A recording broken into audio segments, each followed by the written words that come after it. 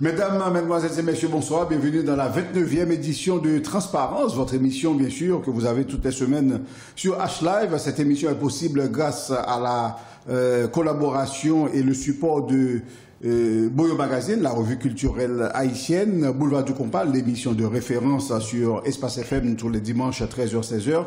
Également, Wilson Amos, l'artiste qui soutient cette émission. Nous devons saluer également, je tiens à le faire, à saluer le restaurant Ozadana qui soutient notre chaîne H-Live. Nous avons choisi un thème pour cette émission de ce soir. La passion est-elle indispensable pour réussir? La passion est-elle indispensable pour réussir? La passion peut être n'importe quoi. Nous entendons par passion ici la très forte émotion tournée vers un concept, celui par exemple de la communication par l'écrit, devenu un des principaux guides et objets de l'existence, y compris l'existence de notre invité de ce soir. En ce qui concerne la réussite, dont le synonyme est succès, c'est une notion dont l'appréciation appartient à chaque individu. L'échec d'une personne peut être considéré comme la réussite d'une autre personne et vice-versa. Pour nous aider à traiter cette question, la passion est-elle indispensable pour réussir? Eh bien, nous avons invité M. Maguet Delva à qui nous disons bonsoir. Bonsoir Maguet. Bonsoir Bradel. Comment ça va? Très très bien, je suis très content d'être avec toi. Car toi et moi, Oui, tout à fait. De toute façon, dans cette émission, on se tutoie. En plus, toi et moi, si on se vous voit, on ne va pas se sentir à l'aise. Personne ne comprendra de toute façon. Personne ne comprendra, effectivement. Alors, notre invité cette semaine, évidemment, est l'Artibonitier ou la de Petite-Rivière Maguet Delva, c'est ça? Petite-Rivière de l'Artibonite. Il est très fier d'avoir pris naissance dans le département de l'Artibonite, entre Trois-Rivières, oui, l'Esther et Petite-Source, oui, et non loin du fort de la Crête à Pierrot et du palais aux 365 portes, bien sûr. Ses premiers pas dans le monde littéraire sont effectués chez Madame Bossuet. Oui. Et puis à l'école communale Louis-la-Martinière, il fait partie des premiers élèves du tout nouveau collège moderne de Petite-Rivière de l'Artibonite, où il fit ses classes de 6e et 5e. Oui. Et Maguet Delva entre ensuite à Port-au-Prince pour continuer son parcours estudiantin. On le retrouve au collège Bertrand Russell, oui, au collège La Renaissance, oui, et puis au petit séminaire. Voilà. Maguet Delva se souvient, aujourd'hui encore, de certains de ses professeurs avec lesquels il est devenu carrément ami. Il a lié amitié avec certains de ses anciens professeurs. Dans la capitale, Maguet Delva fit connaissance avec le monde poétique, mais pas seulement le monde poétique. Il créa, avec d'autres camarades, un syndicat de lycéens et collégiens baptisé ZEL. Ça, c'est le nom court, mais le nom long, c'est ZEL Zafet élève l'école. La suite de la vie de Maguet Delva est surtout marquée par son militantisme dans le monde de l'information et de la communication. Il devient journaliste, correspondant en France du journal Haïti en marche, et édité aux États-Unis, je le précise. Il rejoint le journal des Antilles françaises Dom Hebdo. Il reprend la parution de Haïti Caraïbes Express. Maguet Delva, avec Kearns Fleurimont, crée le tabloïd Haïti Tribune, etc., etc.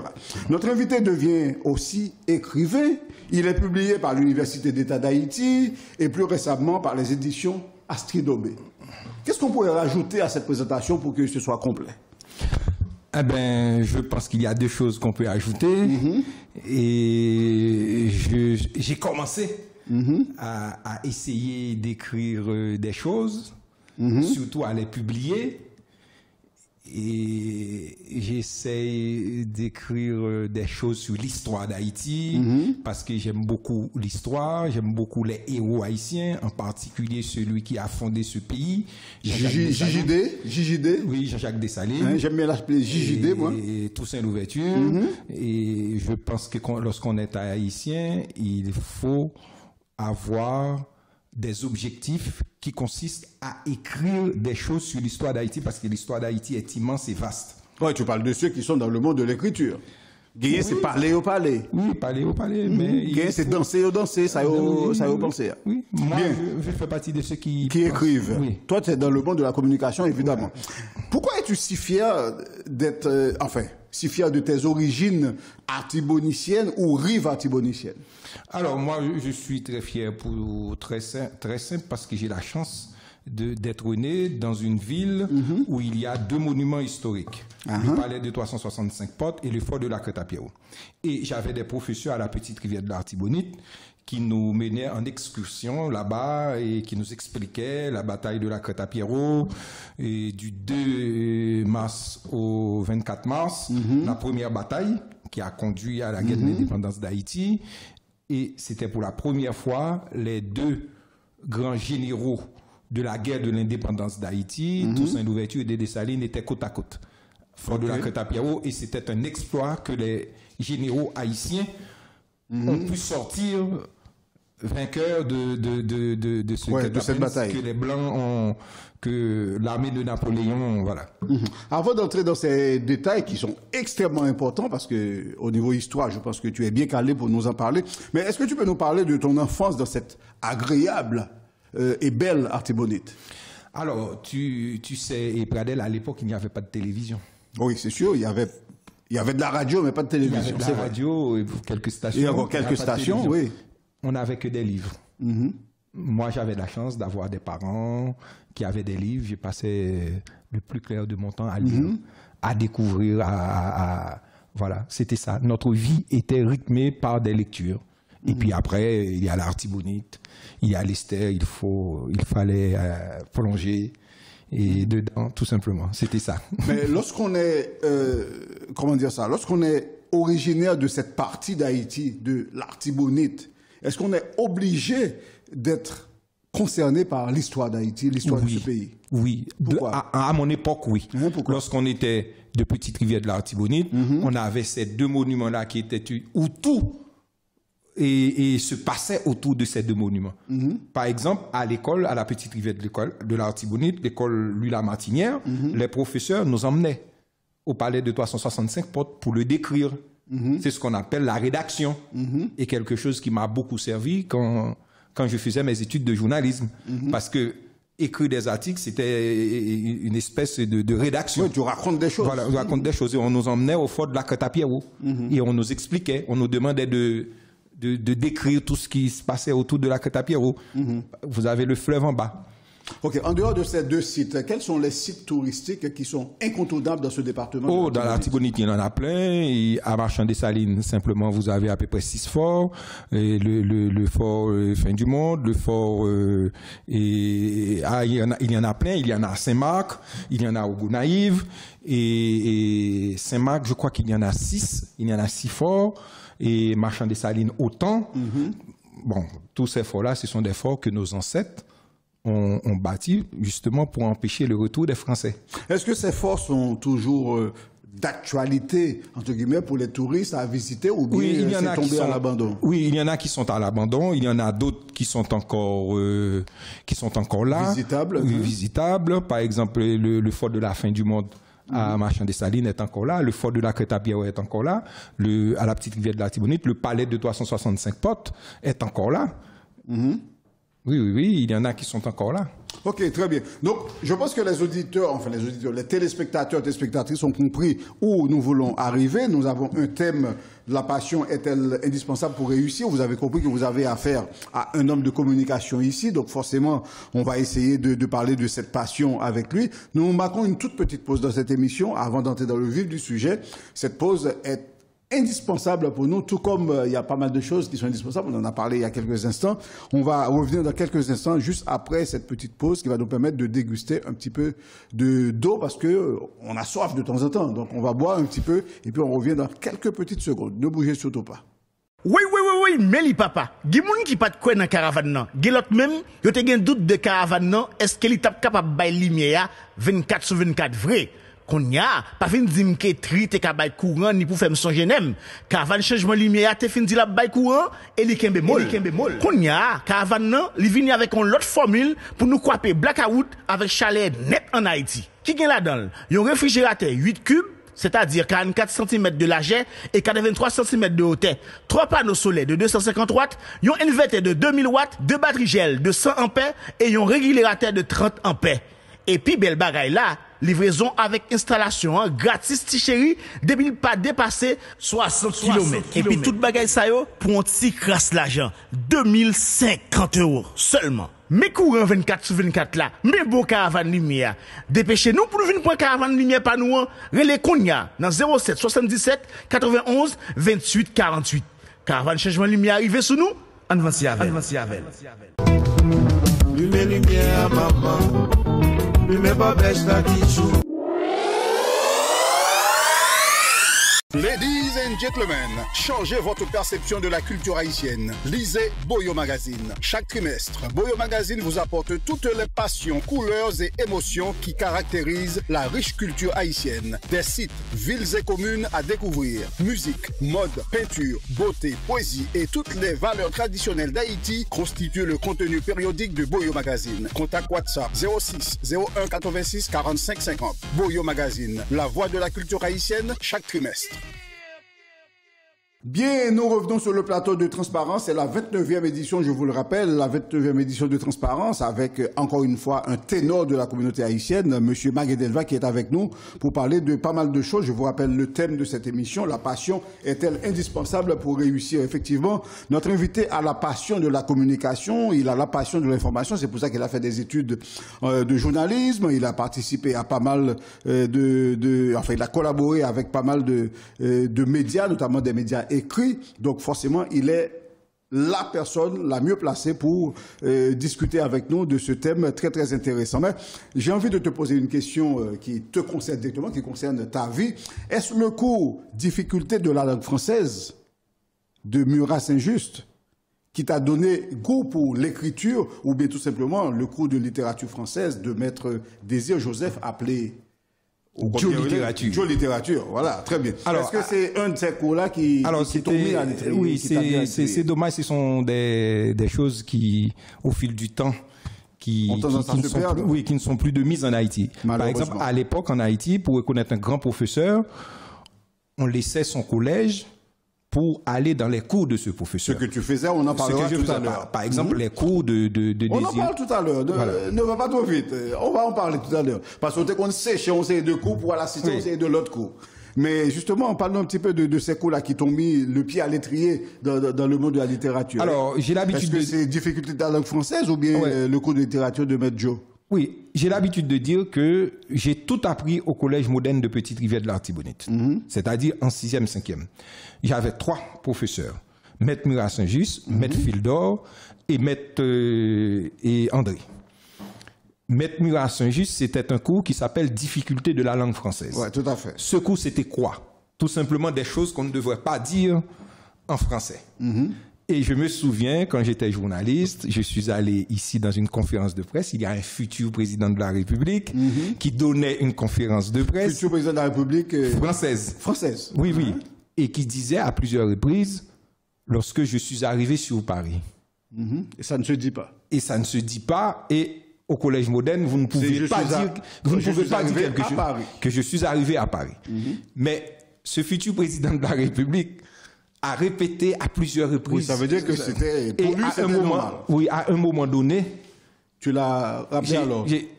C'est comme si ça sortait. Je ne me contrôlais plus. Je me dis, lorsque nous sommes arrivés à Paris, et là il y avait un silence. Un silence.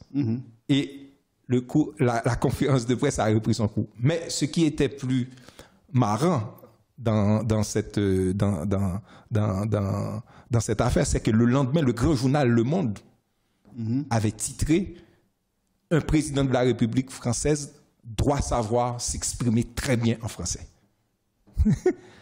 Et le journaliste a repris que stylistiquement, on ne dit pas « je suis arrivé sur Paris ». Et le journaliste a ironisé pour dire qu'on ne peut pas monter sur Paris. Et ça me fait penser à Maître Murat Saint-Just qui nous expliquait ça de manière rituelle. On ne dit pas « je viens sur Petite-Rivière de l'Artibonite » parce qu'on ne peut pas monter sur Petite-Rivière de l'Artibonite. Mais on vient à Petite-Rivière de l'Artibonite. Alors, jusqu'à quel point étais-tu intrigué par le professeur René Philoctète pour laisser tes cours officiels pour aller assister à ses cours? Alors, René Philoctète, c'était avant tout un poète qui a écrit un recueil de poèmes très connu, les îles qui marchent. Et Philoctète, c'était pas seulement un professeur, c'était un humaniste.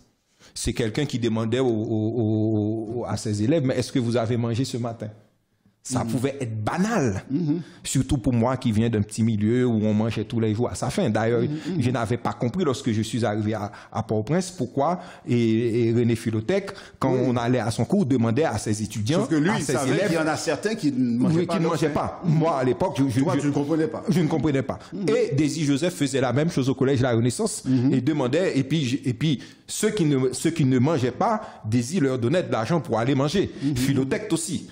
Alors, c'est pour cela que Philotech, c'était pas seulement un professeur, c'était un humaniste et c'était quelqu'un qui nous avait toujours dit, écoutez, vous venez à l'école, si vous n'avez pas, parce que c'est lui il est propriétaire du collège Jean-Pras-Mars.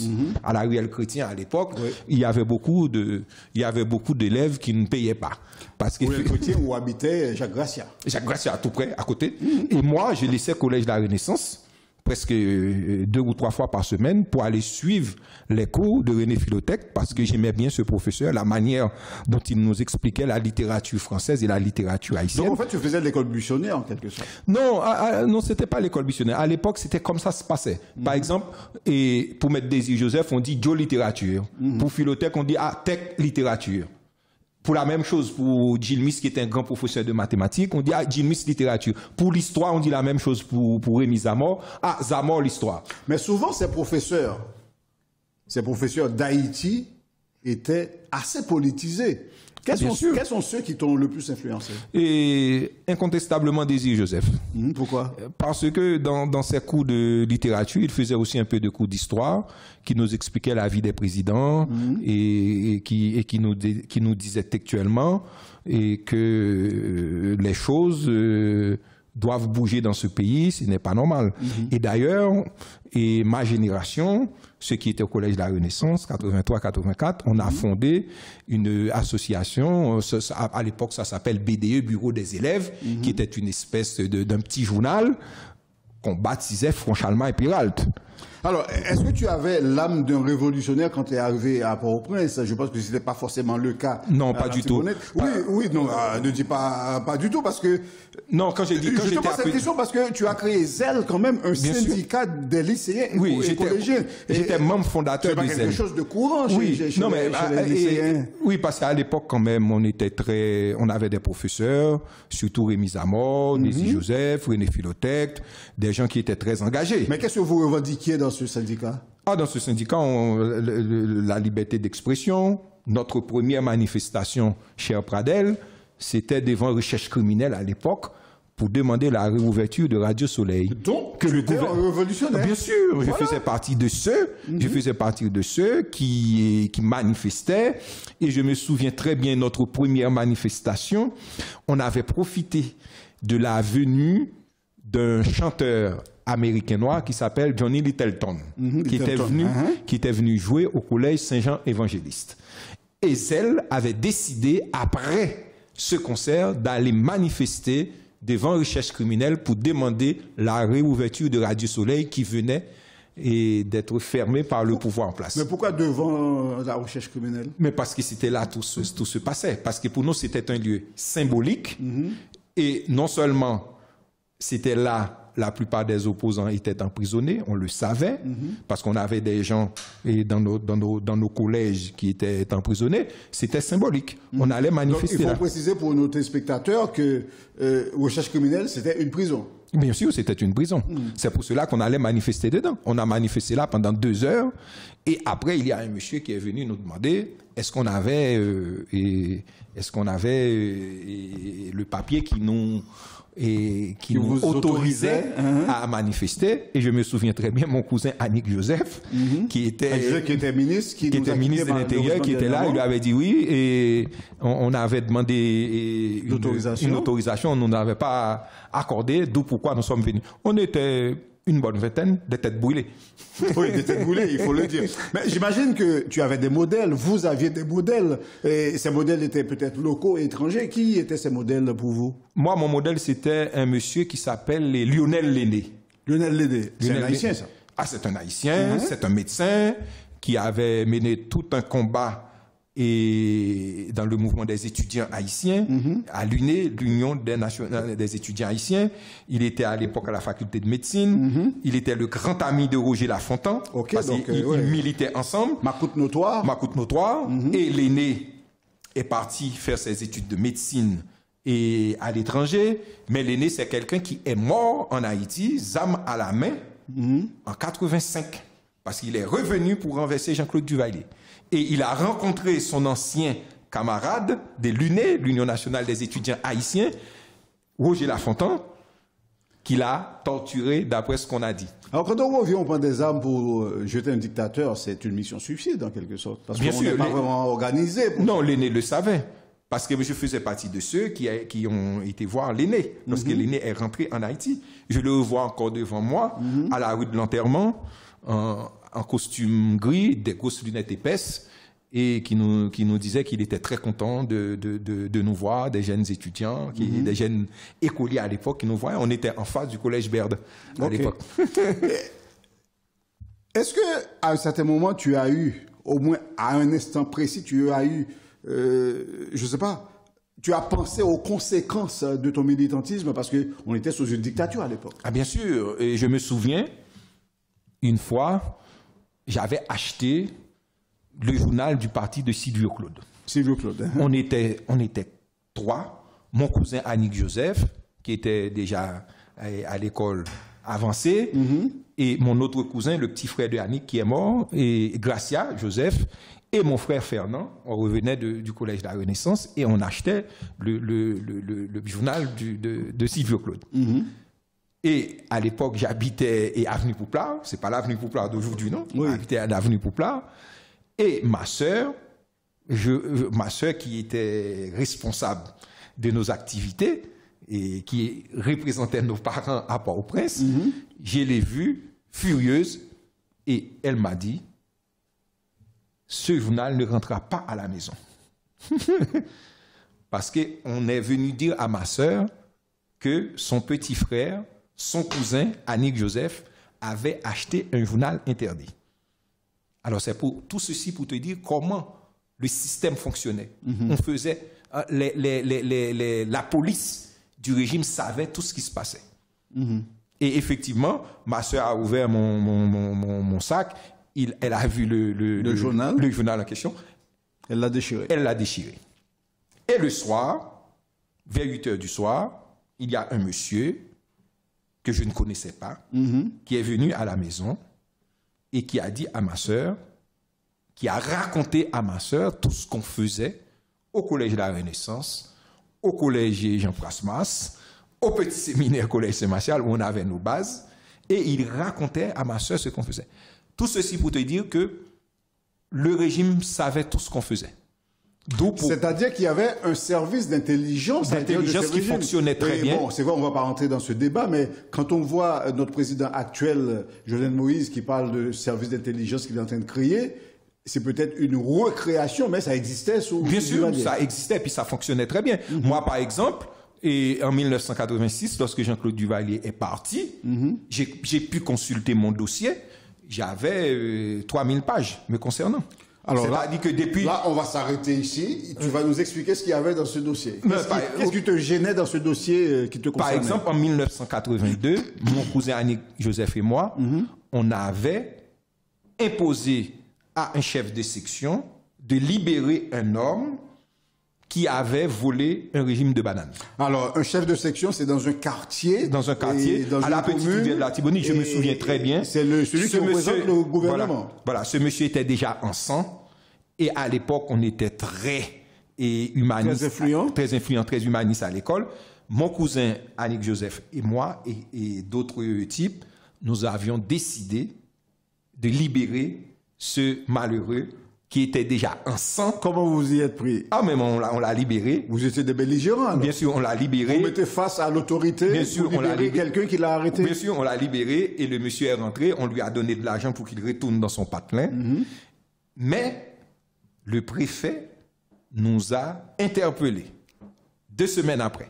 Oui, c'est normal parce que là, ce que vous faites, ce sont les gangs qui Bien font sûr. ça. Non, c'était pas des gangs. À l'époque, une sorte de gang. Non, nous étions des jeunes militants. Un gang humaniste, mais un gang quand même. Non. Nous étions des jeunes militants. Nous menons un combat politique contre le régime déjà, avec toutes ces atrocités, surtout les tontons macoutes, les chefs de section, qui faisaient des choses pas très recommandables. Et pour nous autres, parce qu'il faut que tu saches aussi, Pradel, nous allions à l'église. Nous allons au catéchisme. On nous expliquait ce que c'est que l'injustice.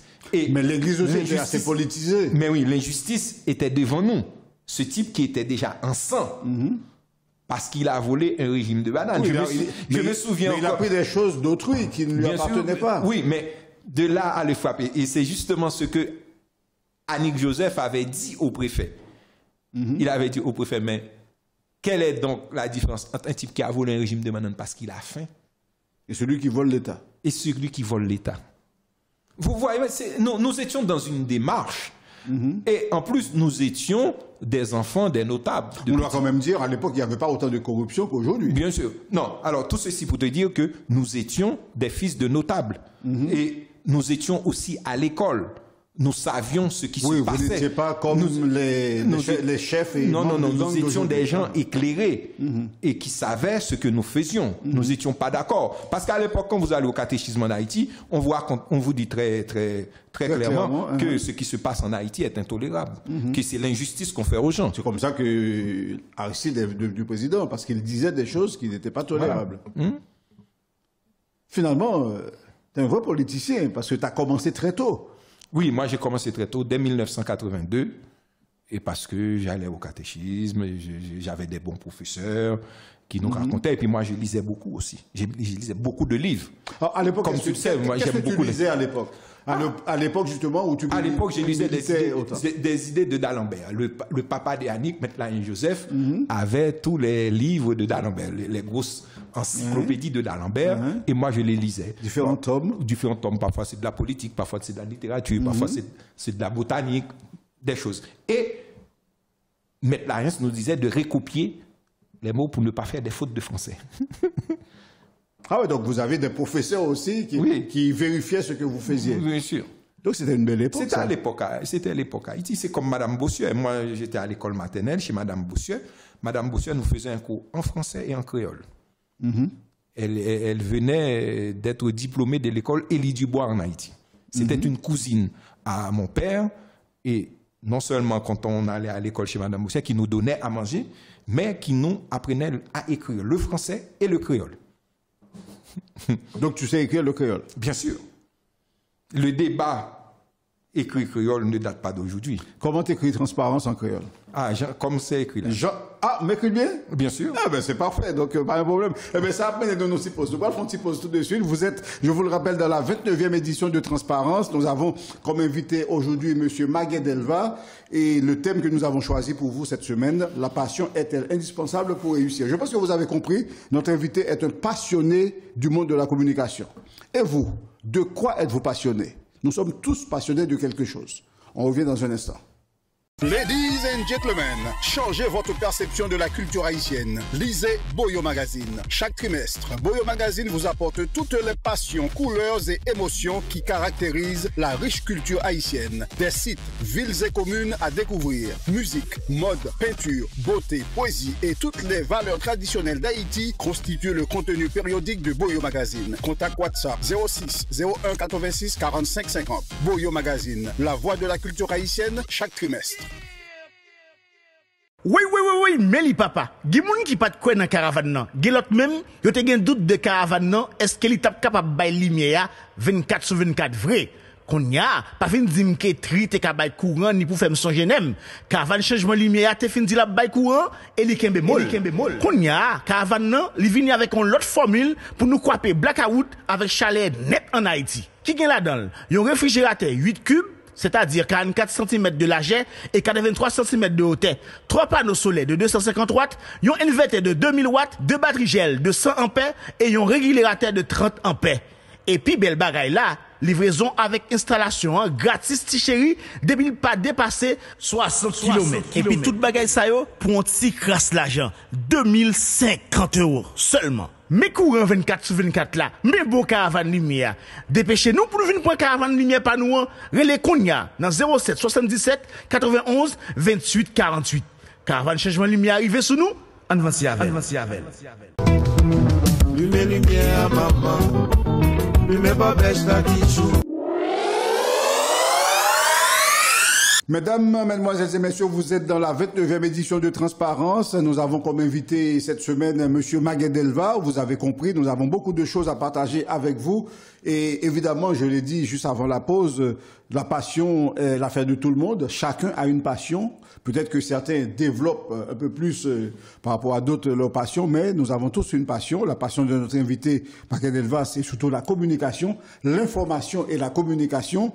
Et il exprime cette passion notamment par l'écriture, parce qu'il écrit beaucoup, on en parlera dans quelques instants, mais on est en train de faire une sorte de cheminement de son parcours par rapport à ses activités, par rapport à ce qu'il a vécu. Et la question piège que j'ai envie de lui poser maintenant, puisque tout ce que tu nous racontes, ce sont des choses qui se sont passées en Haïti. Pourquoi as-tu quitté Haïti? Alors, j'ai laissé Haïti parce que en 1987, après le départ de Jean-Claude Duvalier, les premières élections libres et démocratiques devraient se tenir le 29 novembre 1987.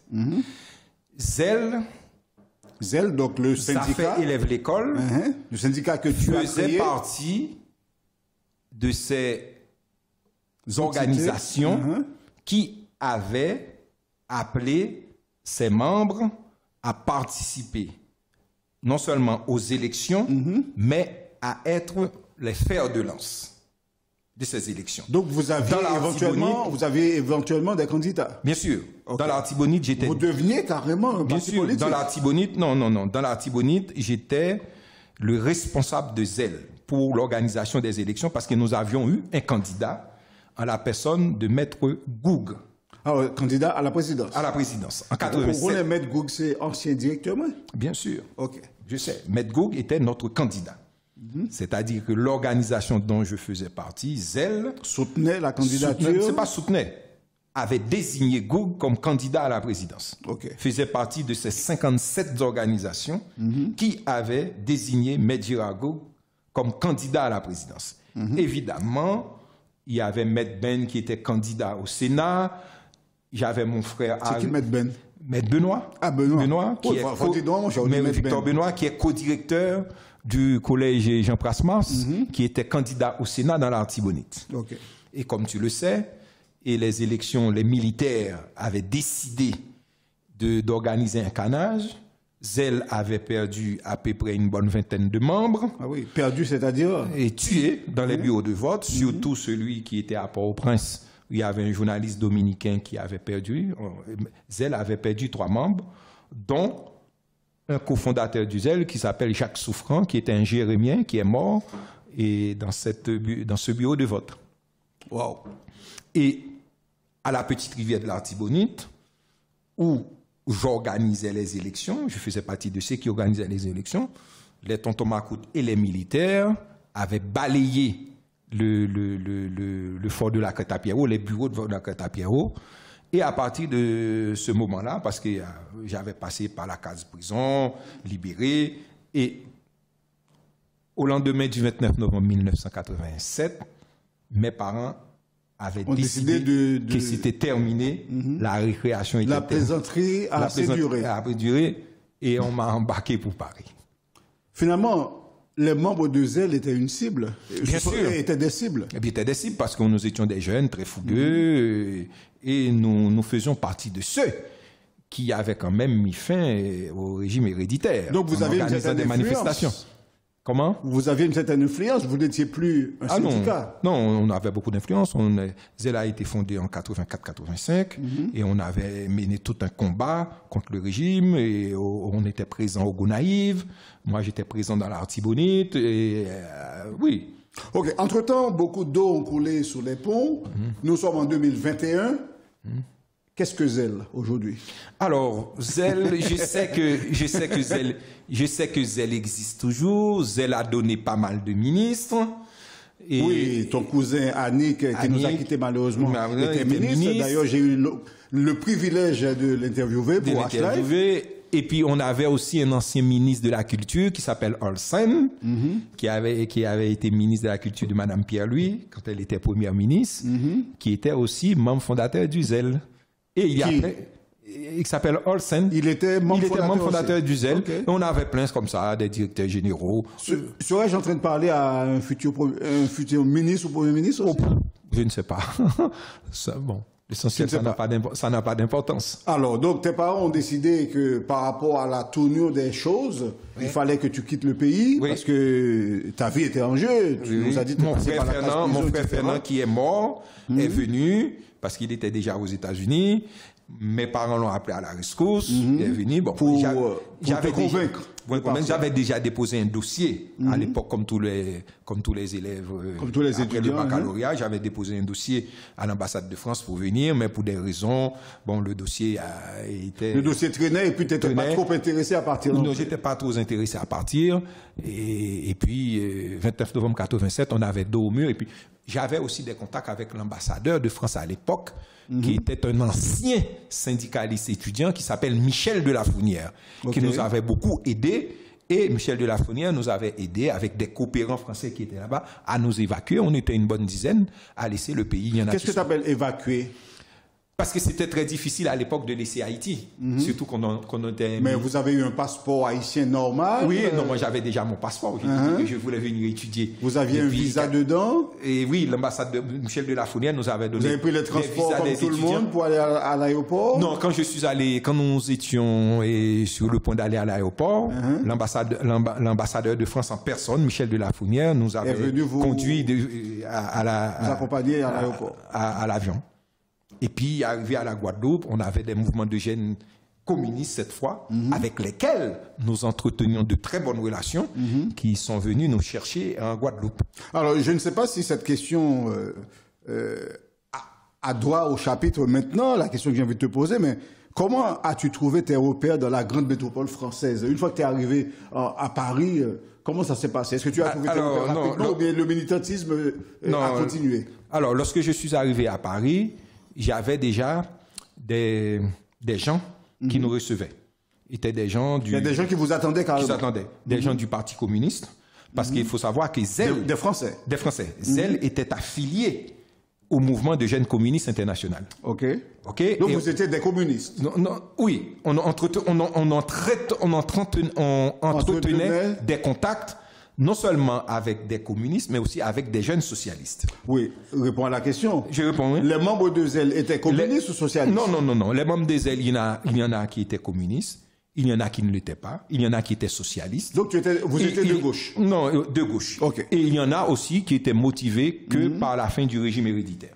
C'est-à-dire que Zelle, c'était une espèce de mosaïque. Il y avait tout dedans. Mosaïque de gauche. Mais oui, il y avait même des fils des fils de ministres qui étaient dans Zelle. Et d'ailleurs, quand nous étions arrêtés, emmenés à la police, je me souviens qu'il y avait Castel cinéaste. Et Baguidi, à l'époque, lui demandait, mais qu'est-ce qu'un cinéaste, qu'est-ce qu'un Delva vienne foutre dans des manifestations? Voilà, c'était pour te dire que c'était très large. On était motivé que par la fin du régime. Parce que, à l'époque, aller à l'école, les professeurs avaient beaucoup d'influence. Les idées avaient beaucoup d'influence sur la jeunesse, sur les jeunes que nous étions. Comme je le disais tout à l'heure, les professeurs étaient très, très politisés. Très, très politisés. Quand un Rémi Zamor te fait un cours d'histoire, il faut être vraiment inconscient pour ne pas prendre conscience. Pour ne pas prendre conscience, pour ne pas dire non, ce qui se passe dans le pays, ce n'est pas normal. Alors, est-ce qu'on peut dire à l'époque, en Haïti, il y avait une gauche et une droite? Bien sûr. Bien sûr. La gauche et la droite, c'est pas la gauche et la droite, c'est pas une question du milieu. C'est une question. Par exemple, je me souviens d'un copain dont le père était secrétaire d'État. Pourquoi ce type, un beau jour, nous a rejoints? Au Bois-Vernat, il était au collège métropolitain. au Bois-Vernat, il avait assisté Jean-Claude Duvalier qui envoyait de l'argent par terre. Et il y a, pour que les chiens ramassent. pour que les chiens ramassent. Il y a une dame qui s'était fait complètement écraser. Parce qu'elle a essayé de récupérer ramasser un l'argent. billet. Hein. Et ce type qui était, comment dirais-je, allé au catéchisme, il trouvait ça intolérable. La dernière fois qu'on a discuté sur Internet, il m'a dit non. Si c'est ça, non. Voyez-vous? Et je me souviens très bien ce copain. Il est allé immédiatement devant le... Je ne sais pas si tu connais Port-au-Prince, Bois-Vernat, il avait Aubert Chaud à l'époque. J'ai passé toute mon enfance à Port-au-Prince. Voilà, Aubert Chaud. Il y avait Aubert Chaud à une boulangerie. Et ce type est devenu encore plus révolutionnaire que nous. Parce que alors qu'il était fils de secrétaire d'État. Il était fils de son père, je me rappelle plus, son père était secrétaire d'État. Waouh. Voyez-vous, c'était ça. C'est pour cela que Zell, c'était pas seulement communiste, socialiste, c'était plus un mouvement de jeunes qui ne voulaient plus, qui allaient au catéchisme, qui écoutaient les prêtres, qui lisaient la Bible aussi. Et puis à l'époque aussi, il y avait un discours très fort de l'Église contre l'injustice. Était-il facile pour toi de quitter Haïti finalement? Moi, très facile. Très facile. Non, mais je veux dire pour quitter cette ambiance dans laquelle tu étais, parce qu'il est arrivé en France. Ah, mais mes parents avaient tout fait. Mes parents ne voulaient pas. Tu n'avais pas le choix de quitter cette ambiance. Parce que tu étais dans une ambiance révolutionnaire. Et c'était la passion. Non, et puis il était question aussi de continuer les études. Ah oui. De venir ici pour continuer mes études universitaires. Tu es arrivé en France, il y a eu Haïti en marche, Dom Hebdo, Haïti Caraïbes Express, Haïti Tribune. On ne peut pas dire que Maguette Delva est chômé en arrivant en France. Non, pas du tout. J'ai fait des études. Intellectuellement, en tout cas. Intellectuellement, je fais des études. Mais je dois rappeler, j'ai laissé Haïti avec tous mes bagages. Je suis venu ici me performer. C'est-à-dire qu'à l'époque en Haïti... Tes connaissances, tu les as acquises en Haïti. La culture générale, je les ai acquises en Haïti. Les cultures générales que j'ai pour être journaliste, comme toi, Pradel, tu as une très bonne culture générale, c'est des choses à l'époque qu'on a acquis à l'école en Haïti. Et d'ailleurs, lorsque je suis arrivé en France, ça m'avait beaucoup étonné de voir que mes camarades n'avaient pas de culture générale. Combien de temps après t'es retourné en Haïti pour remarquer ça? Non, ici, quand je suis arrivé ici en France, oui. Je vois que ceux qui étaient à l'université avec moi n'avaient pas de culture générale. Qu'est-ce Il y a des types, et tu leur posais, et où est Ouanganda, ils ne savaient même pas que c'était en Afrique. Ah oui. Parce que tout simplement, et la France c'est un grand pays, c'était pas la peine d'apprendre sur les autres. Or, tandis que nous autres en Haïti, on apprenait tout. Sur tout le monde. Surtout la France. On apprenait toute l'histoire française. Je me souviens, et ici en première année, j'avais fait un discours sur les monuments et sur la Révolution française. Mais c'est des choses qu'on nous mettait dans la tête en Haïti. Dans la tête, tout à fait. Oui, effectivement. Oui. Alors, on critique souvent l'éducation haïtienne. On dit c'est l'école du par cœur. On apprend tout par cœur. Qu'est-ce que tu as à dire par rapport à ça? C'est vrai, il y a beaucoup de par cœur, mais est-ce que le fait d'apprendre des choses et les retenir pour les réciter, peut-être on en oublie un certain nombre après quelques semaines, quelques mois. Qu'est-ce que tu penses de ce système? Là-dessus, j'ai toujours eu un débat avec Bouffaët. Bouffaët, Josette. Parce qui est sur ma liste d'invités. Hein. Voilà, je ne l'ai pas encore appelé, mais... Voilà, Josette est contre le pacquerisme. Moi aussi, je suis contre. Bon. Mais moi, je suis... Tu es plus modéré à ce niveau. Je suis plus modéré. Pourquoi je vais dire ça? Par exemple, quand on regarde l'état lamentable des jeunes Français dans les vocabulaires de leur langue, beaucoup d'entre eux ne savent pas écrire. Tu es d'accord? Il n'y a pas que les jeunes Français. Il n'y a pas que les jeunes qui vivent en France. Qui vivent en France. Bon. Parce qu'il y a des jeunes Haïtiens qui vivent en France qui sont au même niveau. Bon. Moi, je me souviens quand j'étais à l'école en Haïti, comme toi, Pradel, on nous faisait apprendre les mots par cœur. Et surtout, Madame Bossuet nous les faisait écrire 15, 30, 40 fois, 50 fois. Pour bien les retenir l'orthographe. Mon cher, je sais que maintenant, parce que j'étais professeur ici en France, on est en train de retourner à ça. On a fini par comprendre. Est-ce qu'on peut appeler ça du par cœur? Eh ben c'est oui. un système d'apprentissage. Voilà. Le fait de réécrire des choses à plusieurs reprises. Et moi, mes enfants, c'est ce que je fais avec mes enfants. De leur dire d'écrire les mots à plusieurs reprises pour pouvoir intégrer comment les mots sont orthographiés. Ça, c'est une donnée de l'école haïtienne, dont je suis fier. Très bien. J'ai cité Dom Hebdo, j'ai cité Haïti Caraïbes Express, j'ai cité Haïti en marche, j'ai cité, qu'est-ce qu'il y a d'autre, Haïti Tribune, etc. Tu as travaillé, collaboré avec toutes ces entités. Qu'est-ce que tu as retenu comme souvenir de ces collaborations? Alors, Dom Hebdo, c'était un monsieur, un révolutionnaire martiniquais qui s'appelle Richol. Et qui est un grand ami à mon beau-père. Ce que j'ai retenu de Richol, c'est qu'à chaque fois qu'il faisait un édito, c'est ce que je fais aussi maintenant dans Boyo Magazine, il y avait une petite photo de lui. C'est ça. Systématiquement, il mettait une petite photo. Oui. C'est celui que j'ai copié, le fait de mettre une petite photo de moi quand j'écris mes éditos parce que l'éditorial, c'est le corpus du journal. Oui, tout à fait. Si celui qui l'écrit peut mettre son photo pour l'identifier, c'est bien. D'ailleurs, on apprend ça à l'école de journalisme. Et en 91, Aristide est renversé. Et Richol cherchait quelqu'un pour écrire des articles dans Dom Hebdo. Et mon beau-père lui a dit, mais écoutez, il y a Maguette Delva qui est là, qui est proche d'Aristide. Et c'est ainsi que je suis arrivé à Dom Hebdo. Et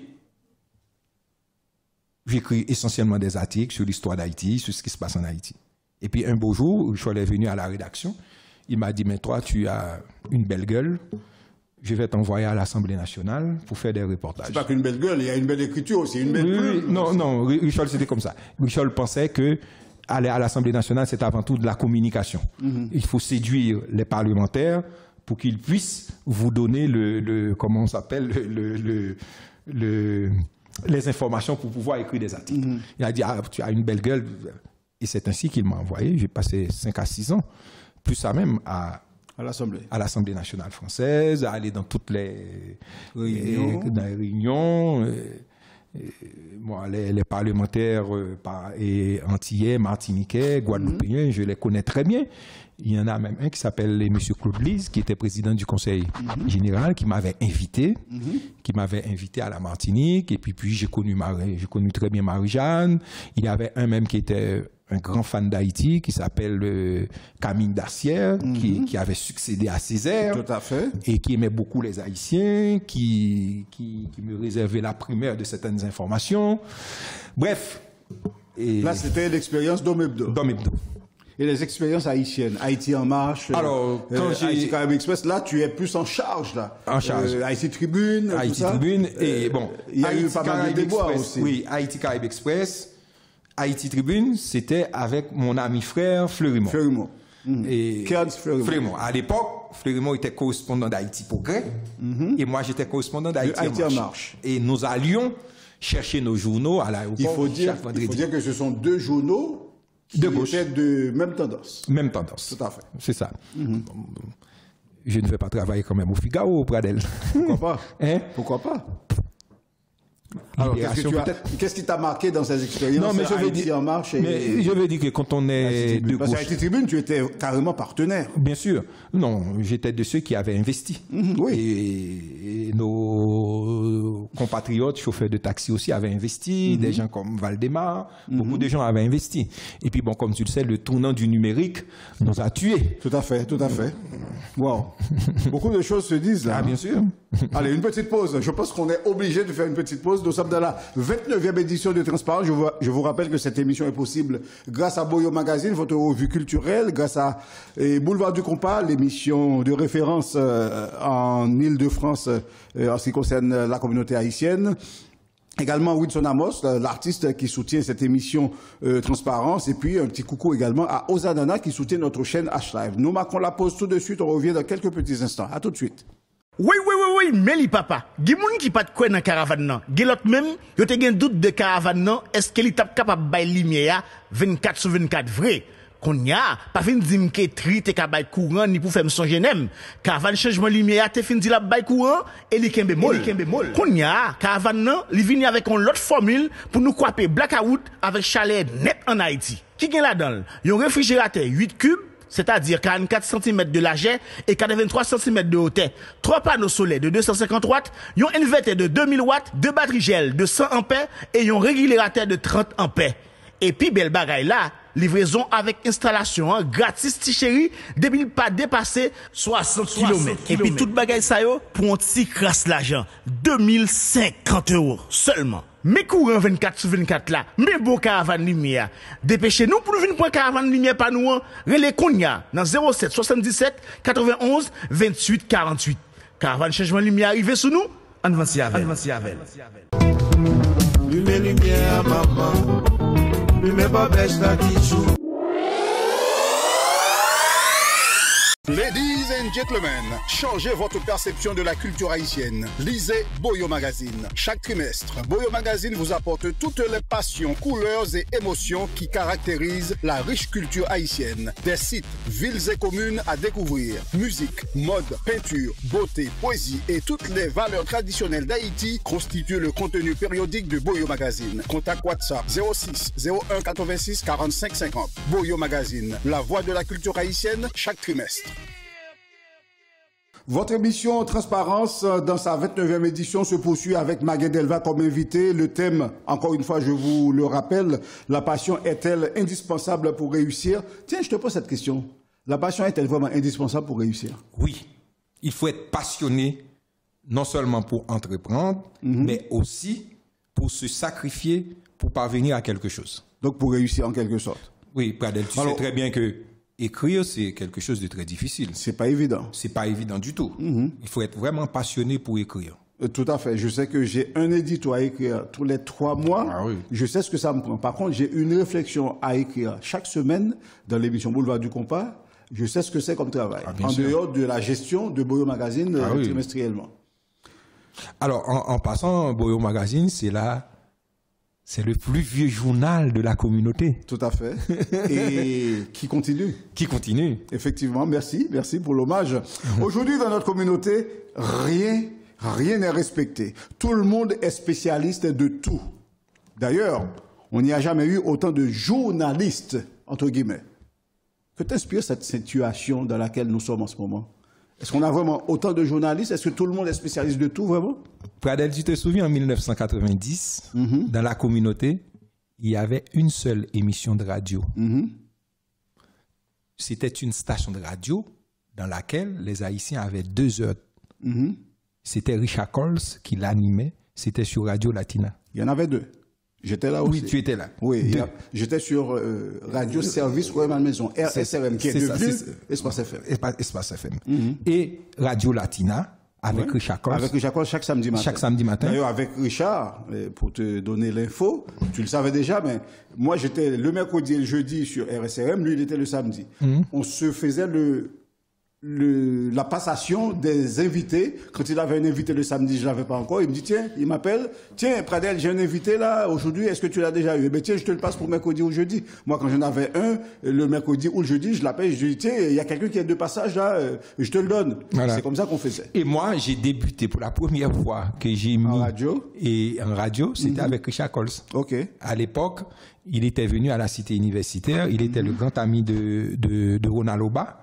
Et moi, j'étais déjà ami là-bas depuis Haïti. Et on faisait des éditoriaux parce que Richard Coles n'était pas très politique. Tout à fait. Voilà. Donc, Et maintenant, je ne sais plus combien de... Et puis après, et comme d'habitude, mon ami Fleury Monkens était sur Radio Fréquence Pluriel. Fréquence Paris Pluriel. Avec Romel et Gabriel. Conlambi. Et puis, quand Fleury est parti, il m'a introduit auprès de l'équipe et j'étais devenu éditorialiste à Conlambi. Très bien. Un travail que fait Jacques Nézy en ce moment très bien d'ailleurs.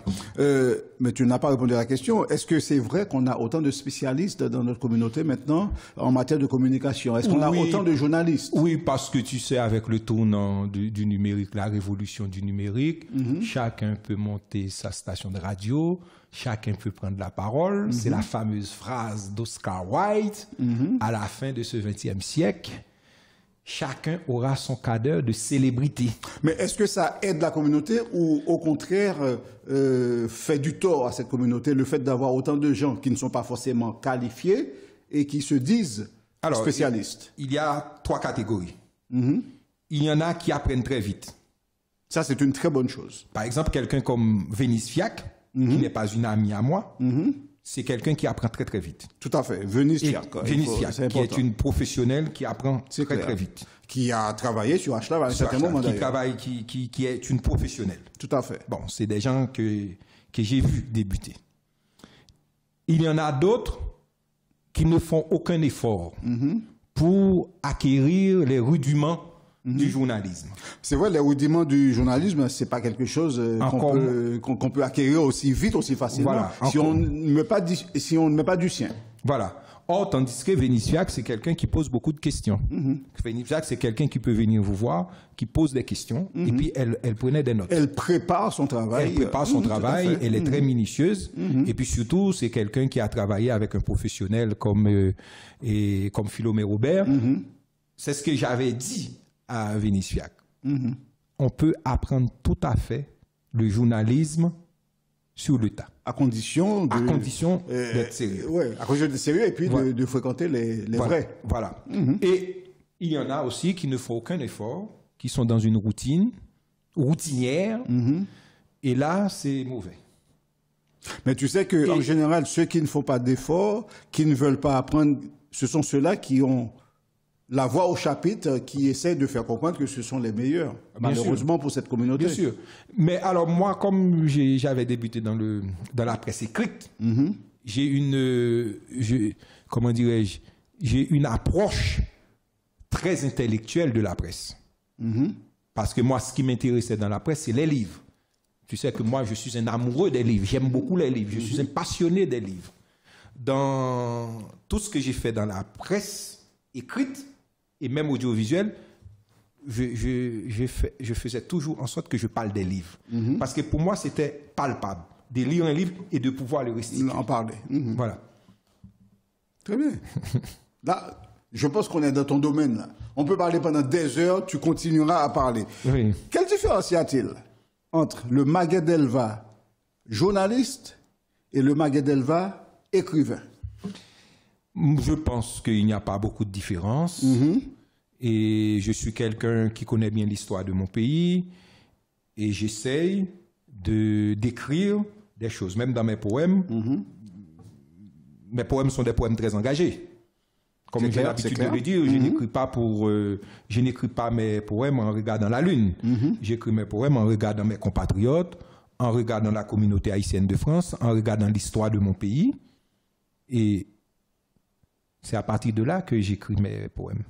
Alors, tu nous parles justement de tes écrits, notamment de tes poèmes. Ta dernière œuvre est un recueil de poèmes intitulé L'énigme des adieux.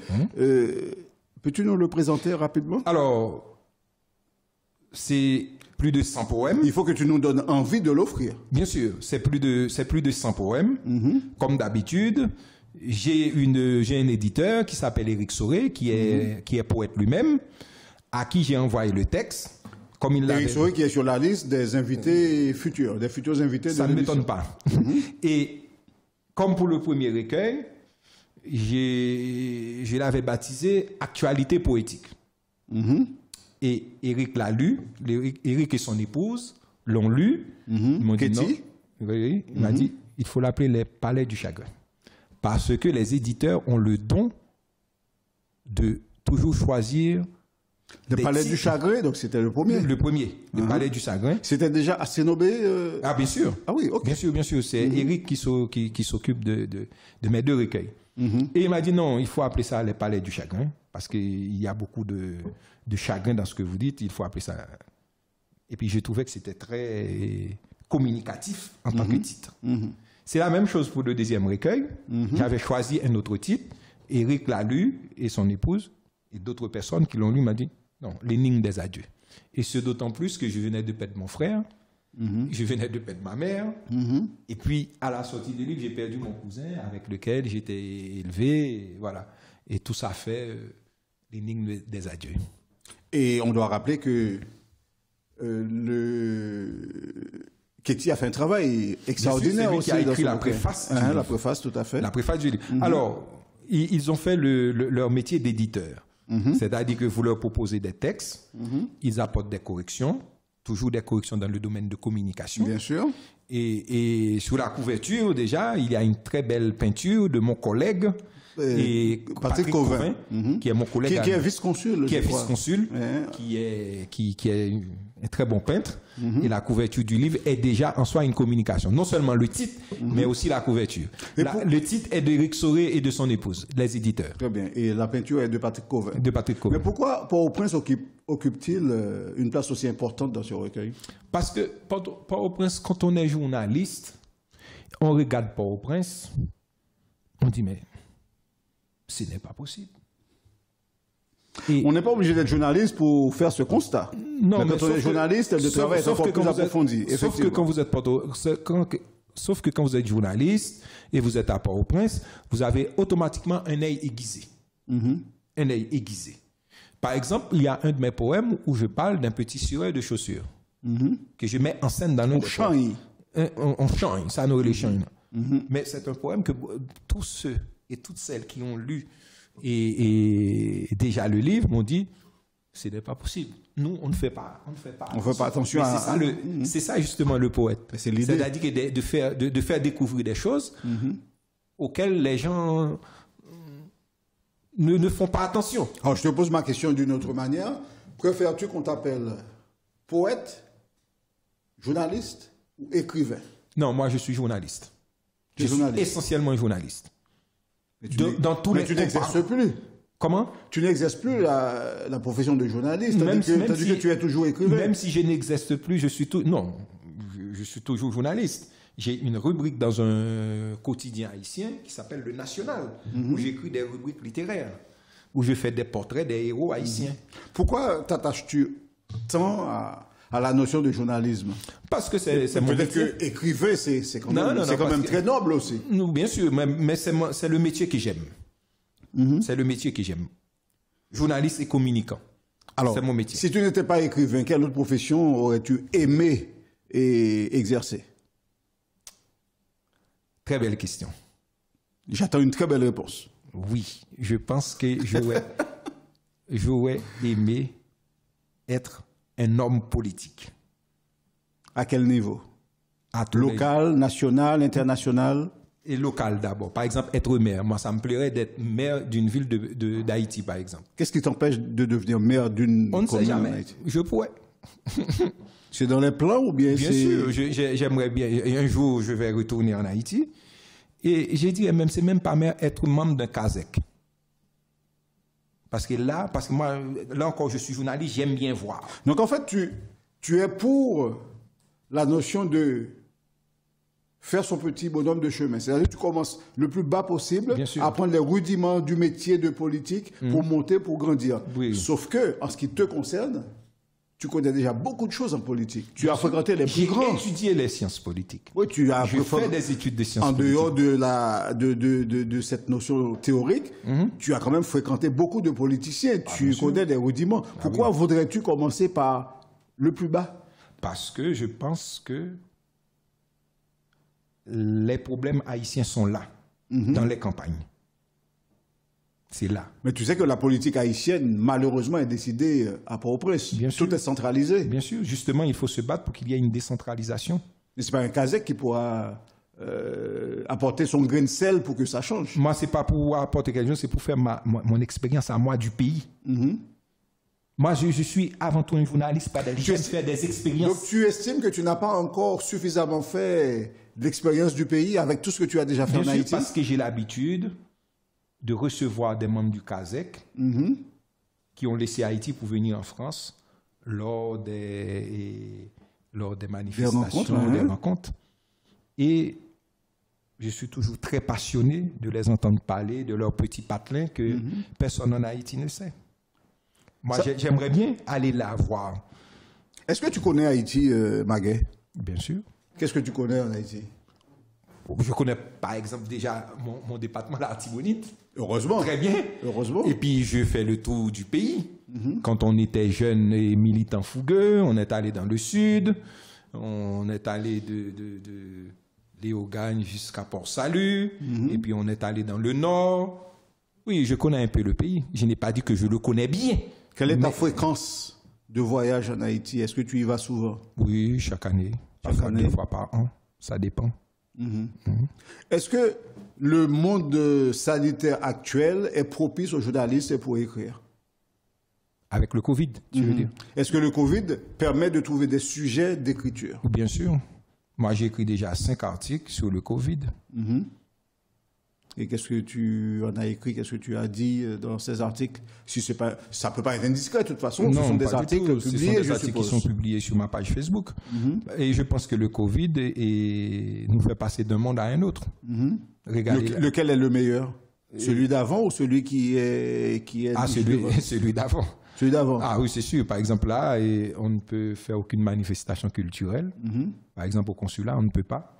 On ne peut même pas faire des commémorations mémorielles, des choses, tu sais, auxquelles je suis très attaché.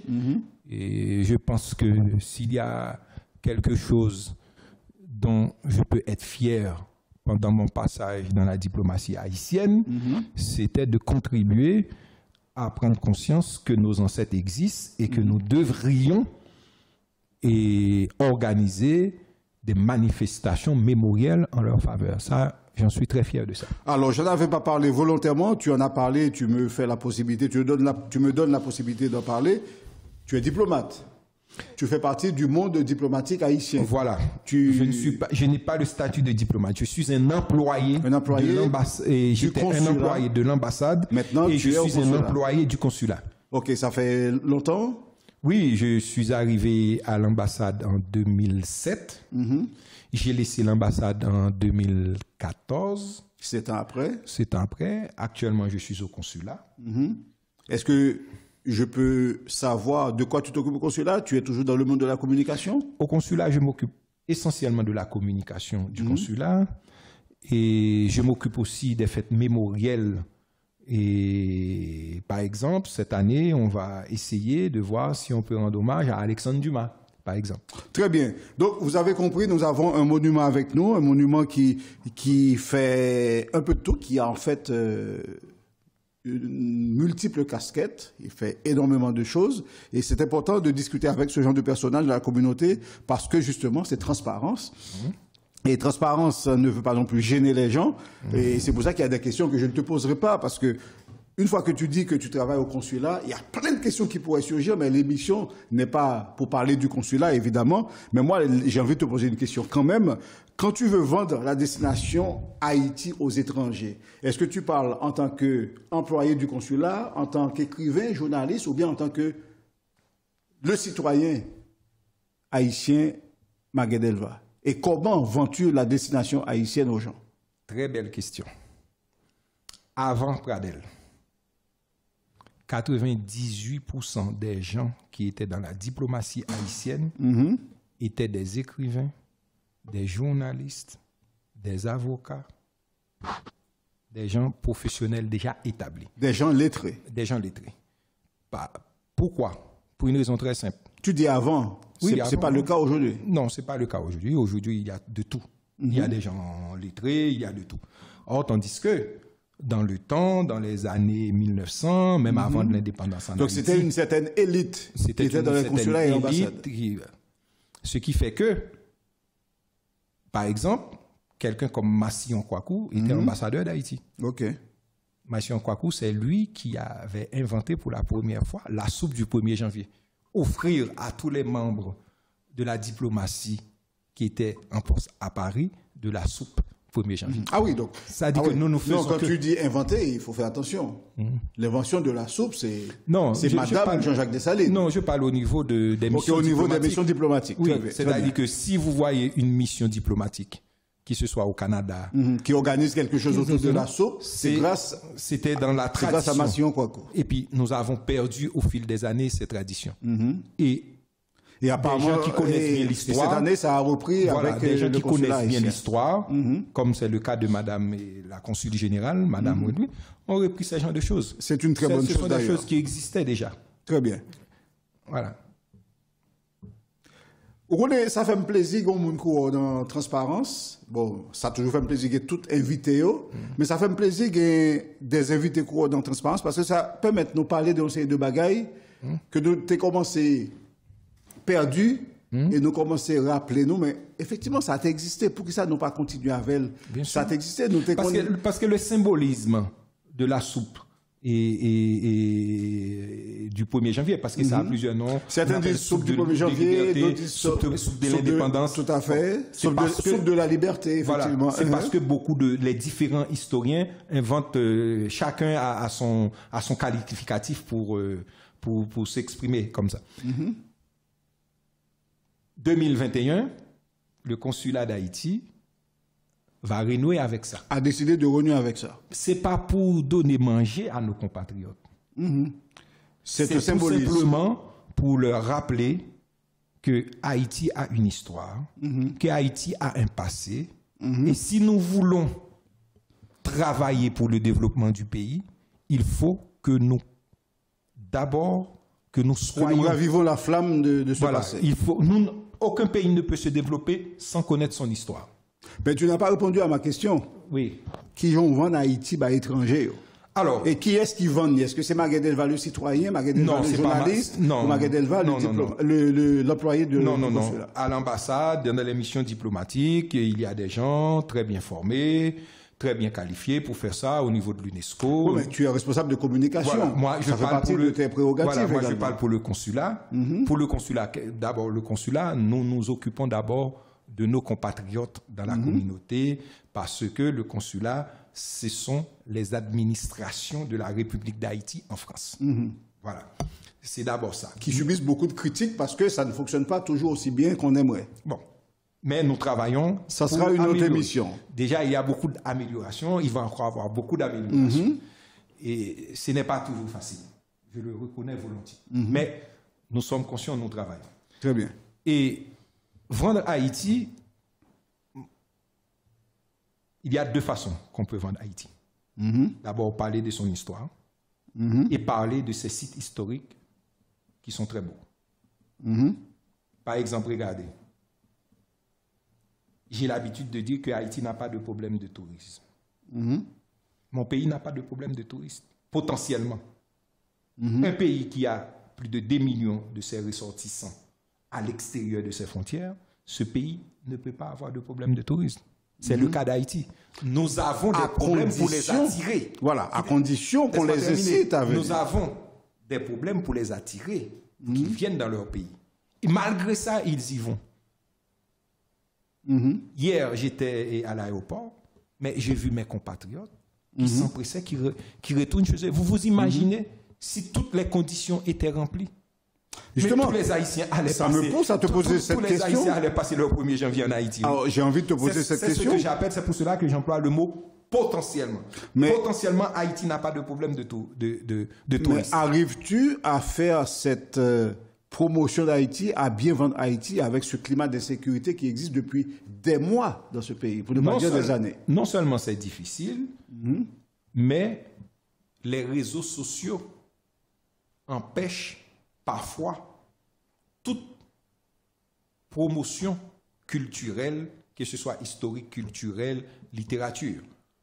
Les réseaux sociaux alimentés par qui? Mais bien sûr. Par nos compatriotes. Mais tout le monde. Ça veut dire que nous sommes en train de nous tirer des balles dans le pied. Je vais vous donner un exemple. Les missions diplomatiques de la République d'Haïti en France peuvent décider et le gouvernement donne un plan pour attirer les touristes. Et les missions diplomatiques commencent à faire des manifestations mémorielles, parce que les manifestations mémorielles sont là pour ça. Les manifestations mémorielles, non seulement c'est pour les Haïtiens, mais c'est pour les étrangers. C'est pour leur dire, écoutez, nous avons ça chez nous. Quand à l'ambassade autrefois nous passions et nous organisons des fêtes et mémorielles et puis nous passions des sites touristiques, c'était ça. C'est pour que les gens qui viennent, les professionnels qui viennent, puissent apprendre d'Haïti. Et quand on parle de Dessalines, quand on parle de la Côte à Pierrot, quand on parle de l'Ispan, quand on parle du Mupana, c'est ça. On vend le pays. on peut être sur une lancée. Par exemple, il y a des tours opérateurs qui organisent, par exemple, comme Topresa. Et là, tous les employés du consulat, de l'ambassade, sont là pour vendre Haïti. Et parfois, après, j'écris des articles sur le site Internet du consulat ou à l'ambassade de l'époque pour parler de ça. C'est-à-dire une forme de communication. Alors, mais n'importe qui ne peut pas le faire. Ne peut pas faire. Mais maintenant, n'importe qui peut prendre exactement le contre-pied de la campagne de sensibilisation pour que les touristes reviennent en Haïti. C'est-à-dire que tout le monde a accès. Tout le monde est journaliste et Pradel. Les spécialistes. Ah, et spécialiste. Il ne faut pas oublier ça. Tout le monde est journaliste maintenant. Tout le monde est communicant. Tu vois pourquoi je t'ai posé la question? Mon cher Pradel, tu te souviens quand j'ai eu une expérience avec l'ancien Premier ministre Gérard Latortue.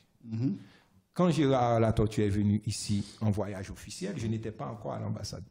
Mais j'étais correspondant d'Haïti en marche, j'écrivais pour plusieurs journaux haïtiens. Je suivais pas à pas le Premier ministre Latortue. Très bien. Et il arrive à l'ambassade. J'étais aussi à l'ambassade. Il a demandé au chef de mission, est-ce qu'il y a une attachée de presse? Est-ce qu'il y a une attachée de presse car je dois faire une dépêche? OK. Il n'y en avait pas. Mais tu sais, à l'époque, pour faire une dépêche, il faut prendre contact avec l'AFP. Il faut négocier avec l'AFP pour faire une dépêche. Oui, ça se Parce paye. que les ambassades ont le droit de faire des dépêches.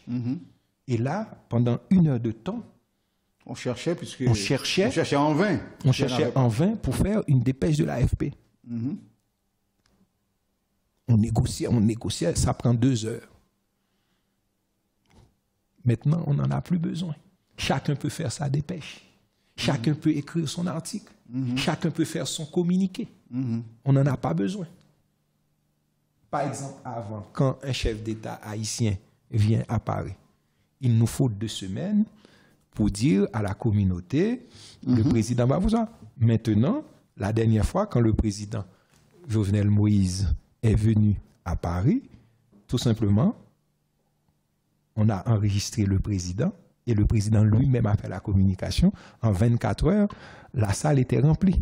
C'est ça les réseaux sociaux aussi. Est-ce une bonne chose ou une mauvaise chose? Mais oui, il y a son bon côté et son mauvais côté. Par exemple, il y a des Haïtiens qui sont sur le net, qui sont là pour dénigrer, pour détruire. Je ne parle pas de critique. Mes compatriotes ont le droit de critiquer leur gouvernement, je n'ai aucun problème avec ça. Mais il y en a vraiment qui... C'est leur métier. Ils ont choisi certaines manières de fonctionner. Oui, je ne parle pas des opposants, moi je n'ai aucun problème avec ça. Mais je parle des gens vraiment qui te disent Haïti c'est un pays ceci, qui dit comme l'ancien président, comme le président américain, non. Quand on est haïtien, on ne peut pas dire ça. On n'a pas le droit de dire ça. Mais est-ce que vous arrivez à catégoriser ces gens qui dénigrent le pays? C'est quelle catégorie? Ce sont des professionnels, ce sont des jeunes, des vieux? Non, le plus souvent, c'est des gens qui ont été victimes d'une dictature du pays, etc. Bien sûr, il y a un peu de tout. Mais avant, c'était pas grave. Mais maintenant, ils ont accès aux réseaux sociaux. C'est ça qui change tout. C'est-à-dire qu'il y a une prise de conscience qui n'est pas faite chez nous, chez nos compatriotes, parce que justement, on ne devrait pas se tirer des balles dans les pieds. Bien sûr. Mais bon, c'est comme ça. Non, tout ceci, je voudrais dire que entre faire une campagne pour que les touristes reviennent en Haïti et ce que les autres en face peuvent dire, ils peuvent détruire carrément ce que vous dites, ce que vous mettez 4 temps, 5 temps, même 2 semaines, 2 mois à faire. Mais tu reconnais quand même... Inviter des touristes à rentrer en Haïti, il y a un risque avec le climat d'insécurité qui existe, avec le délabrement de nos sites. Parce que quand tu vas au Cap Haïtien, à la citadelle, il n'est pas normal que tu n'aies pas un vrai guide qui t'explique le cheminement, qui te raconte des choses, et tu te rends compte qu'il n'y a même pas d'entretien vraiment. Tu te souviens ce que je t'avais dit? Je t'avais dit que potentiellement, Haïti n'a pas de problème de tourisme. Quand j'ai dit potentiellement... le mot potentiellement a toute son importance. A toute son importance ici. C'est-à-dire que le mot potentiel que j'ai employé ici prend en compte tout ce que tu viens de dire là. Comment présentes-tu, c'est la dernière question que je te pose avant de passer à la partie Transquiz, tu connais Transquiz, donc on va en parler dans un instant, mais la dernière question, comment présentes-tu la communauté haïtienne de France aux personnes que tu rencontres lorsque tu voyages, parce que je sais que tu es un vrai voyageur, tu voyages beaucoup. Comment présentes-tu cette communauté haïtienne de France à ces gens que tu rencontres à l'étranger? C'est une communauté travailleuse et ce sont ces compatriotes-là qui font vivre Haïti. Donc tu es satisfait de ta communauté? Je suis très satisfait de ma communauté. Quand j'étais journaliste, j'allais me planquer à Imextra, à l'époque de Clignancourt. De Clignancourt, dans le 18e. Je pense que j'avais réalisé même une dizaine de reportages sur ça, de voir des Haïtiens qui touchent SMIC. Et alors, quand c'est l'ouverture des classes en Haïti, qui arrivent à Imextra et qui envoient la moitié de leur salaire en Haïti pour que les autres puissent aller à l'école. Ça, c'est la première chose qu'on doit observer dans la communauté. Il n'y a pas que dans cette communauté que ça se passe. Oui. Dans toute la communauté haïtienne, je pense que les gens envoient énormément d'argent, beaucoup d'argent de leur salaire. C'est cette communauté-là que je connais. C'est cette communauté-là que je connais. Et ce qui fait que maintenant, par les temps qui courent, je suis très triste. Car avec le Covid, 70% de la communauté sont touchés. Parce que la plupart de nos frères et sœurs de la communauté travaillent dans les services. Or, les services ne fonctionnent quasiment pas. Voilà, ce sont ces secteurs-là qui sont touchés. Et nos compatriotes en Haïti sont touchés parce que beaucoup attendent de l'argent de nos compatriotes ici pour pouvoir vivre en Haïti. Là, quand on regarde les statistiques de la communauté, 60% des Haïtiens travaillent dans les services. Et ce sont ces secteurs-là qui sont le plus touchés. C'est très difficile pour beaucoup d'entre eux qui sont au chômage. Donc, et j'ai une pensée spéciale pour ces gens-là, bien sûr. Mais pour compléter la réponse, parce qu'il y a différentes catégories dans cette communauté. Il n'y a pas que ces travailleurs des services. Il y a des jeunes qui viennent d'arriver. Il y a des professionnels. Je veux dire que les intellectuels haïtiens, c'est ce qu'on appelle les cadres supérieurs haïtiens. Beaucoup d'entre eux viennent aussi de milieux très aisés déjà en Haïti. Donc ils n'ont pas à aller faire des transferts d'argent pour soutenir des gens. Voilà, parce que ce que vous êtes à l'étranger, vous l'étiez. C'est ce que vous étiez déjà chez vous. Et ces intellectuels-là, je les connais bien. Le plus souvent, ils ne savent pas comment on fait un transfert. Beaucoup d'entre eux ne savent pas comment faire un transfert parce qu'ils n'ont presque pas de famille en Haïti. Mais quand on regarde, quand on prend le temps de regarder, celles et ceux qui envoient de l'argent en Haïti, qui font vivre nos compatriotes, ce sont vraiment celles et ceux qui travaillent dans les services. Une dernière question que je te pose, c'est une question politique. Tu n'es pas obligé de répondre, et par rapport à tes fonctions, bien sûr. Est-ce que tu penses que cette communauté haïtienne dont tu es si fier devrait quand même avoir droit au chapitre en Haïti, genre avoir la possibilité de voter en Haïti? Ah bien sûr. Ah bien sûr. Moi j'ai écrit plusieurs articles là-dessus. Non seulement les Haïtiens devraient pouvoir voter, mais ils devraient avoir leurs élus. Par exemple, en Île-de-France, on peut avoir un député, et pourquoi pas? Par exemple, en Guyane, nous avons à peu près 200 000 compatriotes en Guyane. Est-ce que tu es en train de te rendre compte de ce que tu es en train de dire?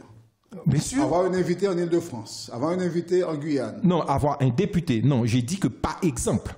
Par exemple, oui. Par exemple, on peut avoir un député en Île-de-France. Parce qu'en Île-de-France. Qui représente la communauté. Qui représente la communauté, qui est candidat, et voilà. Et pourquoi pas. Les autres pays l'ont fait, hein, mais tu sais que en France, nous sommes une petite frange de la diaspora haïtienne à l'étranger. Non, nous sommes plus de 100 000, oui. Oui, mais quand tu vas en Floride, quand tu vas à New York, quand tu vas à Boston, quand tu vas au Chili, quand tu vas au Brésil, ils sont plus nombreux que nous. Oui, bien sûr, mais le problème, c'est une question de représentation des Haïtiens à l'étranger. Mais si chaque coin de la planète où il y a beaucoup d'Haïtiens demande à avoir un représentant, il y en aura plus à l'étranger que local. Non, ce que je veux dire, par exemple, en France, on peut avoir un député. Il nous faut des gens qui nous représentent. Bon, je ne sais pas comment ça va se passer, c'est pas moi qui vais décider, mais c'est que je sais la manière dont la communauté est politisée, la manière dont la communauté est sensible à tout ce qui se passe en Haïti. Comme les autres diasporas haïtiennes. Comme les autres diasporas qui investissent. Non, je parle pour la diaspora que je connais là où je vais. Il faut relativiser la chose. Non, j'ai dit, je dis Pradel, je ne sais pas comment on va organiser. Mais ce qui est sûr, c'est qu'il nous faut un représentant dans la communauté haïtienne. Je ne sais pas si ce serait au Sénat ou ce serait à la Chambre des députés. Mais c'est sûr qu'il faut que nous soyons représentés. Est-ce que ce représentant... C'est quelque chose qui fait consensus, oui, en Haïti. Oui, mais c'est comment le faire? Ça fait consensus en Haïti à condition que tu en aies un. Pas que tu en aies un à chaque endroit où il y a des Haïtiens. Non. Je pense qu'on ne peut pas dire que celui qui vit en Floride peut décider pour quelqu'un qui vit en France. C'est ce qui se passe. Non. Quand on parle des représentants de la diaspora, c'est 80-90% des gens qui viennent des États-Unis, notamment de la Floride. Non. Et Pradel, on est d'accord. La France, nous sommes déjà une entité à part. Nous sommes une entité à part. Au Chili aussi, ce sont des entités. Bien sûr. Par exemple, si vous prenez les Haïtiens qui vivent en France, ceux qui sont nés, ceux qui sont arrivés à l'âge de 2 ans, ceux qui sont là. Pas caché Figo, non, pas non. Parce que ces caméras-là, ou bien. Voilà. Tout ce que je dis, nous sommes une entité diasporique. Nous avons notre propre réalité. La réalité d'un Haïtien qui vit en France n'a strictement rien à voir avec la réalité d'un Haïtien qui vit en Floride. Donc, chacun devrait avoir son représentant. Son représentant parce que ce n'est pas la même réalité. Donc, tu es d'accord avec moi? Le pays a un problème. Non, je ne pense pas que ce soit un problème. C'est une question d'organisation. Par exemple, il y a plusieurs entités départementales. Il y a combien de... C'est pas forcément député. Par exemple, un Haïtien peut tout à fait représenter, un Haïtien qui vit en France peut représenter les Haïtiens qui vivent en France, et dans la Chambre des députés ou au Sénat. Mais il n'est pas forcément député ou sénateur, c'est ça? Non, il faut qu'il soit élu. C'est quelque chose de démocratique. Par exemple, vous avez 100 000 Haïtiens en France. Eh bien, ces 100 000 Haïtiens peuvent avoir un député. Peuvent avoir des députés. Ça dépend comment on va organiser ça. Très bien. C'est vrai, tu ne veux pas entrer dans ce débat, mais moi, je veux absolument moi, il n'y a aucun problème, je te réponds. T'y inviter. Je suis avant tout un citoyen. Tu es un voyageur. Oui. Tu vas souvent aux États-Unis. Oui. Tu vas à New York, tu vas en Floride. Oui. Tu sais bien qu'il y a beaucoup plus d'Haïtiens à New York qu'en France. Non. Pradel, qu'est-ce que tu es en train de... Je suis en train de te dire que Haïti ne peut pas se permettre d'avoir un représentant de la diaspora haïtienne de France, au Sénat par exemple, ou à la Chambre des députés, et puis un de la diaspora haïtienne de New York, un de la diaspora haïtienne de la Floride, un de la diaspora haïtienne de Chili, du Brésil, etc. Non. C'est pas possible. Dans un rapport qui a été remis par un ancien ministre des Haïtiens vivant à l'étranger, c'était des zones de choix.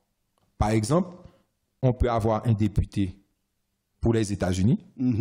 Donc, il représente Floride. New c'est York, pas une question du nombre d'habitants, c'est une question de zone géographique. Zone géographique. Voilà. Donc, quand tu dis 100 000 personnes ici, on oublie tout ça. Oui, non. Zone géographique, là, en France, c'est une zone géographique. Par exemple, quand on dit France, on compte la Guadeloupe, la Martinique, la Guyane, etc. dedans. Okay. C'est pour cela que je parle d'organisation. Et dans le rapport de cet ancien ministre des Haïtiens vivant à l'étranger, c'était bien codifié. Tu te souviens de son nom? Je ne citerai pas son nom. Ça n'a pas d'importance. Mais c'est un rapport public. C'est un rapport public, ça n'a pas d'importance. C'était un ancien ministre des Haïtiens vivant à l'étranger qui avait bien configuré ça pour dire que voilà, c'est plutôt des zones géographiques. Par exemple, et moi j'étais tout à fait d'accord avec lui, un Haïtien qui vit, on ne peut pas demander des Haïtiens qui vivent en Floride de choisir pour des Haïtiens qui vivent en France. Ce n'est pas possible. Ce n'est pas la même réalité géographique, ce n'est pas la même réalité politique, ce n'est pas la même réalité sociale. C'est clair. On est d'accord, donc il faut des représentants pour chaque entité. Par exemple, on peut dire, on va, comme la France l'a fait déjà. Tu sais que les Haïtiens, les Français qui vivent à l'étranger ont leurs représentants au Parlement. Je pense qu'ils sont une dizaine. Nous, compte tenu, parce qu'il ne faut jamais oublier, nous sommes 1 à 2 millions à l'étranger.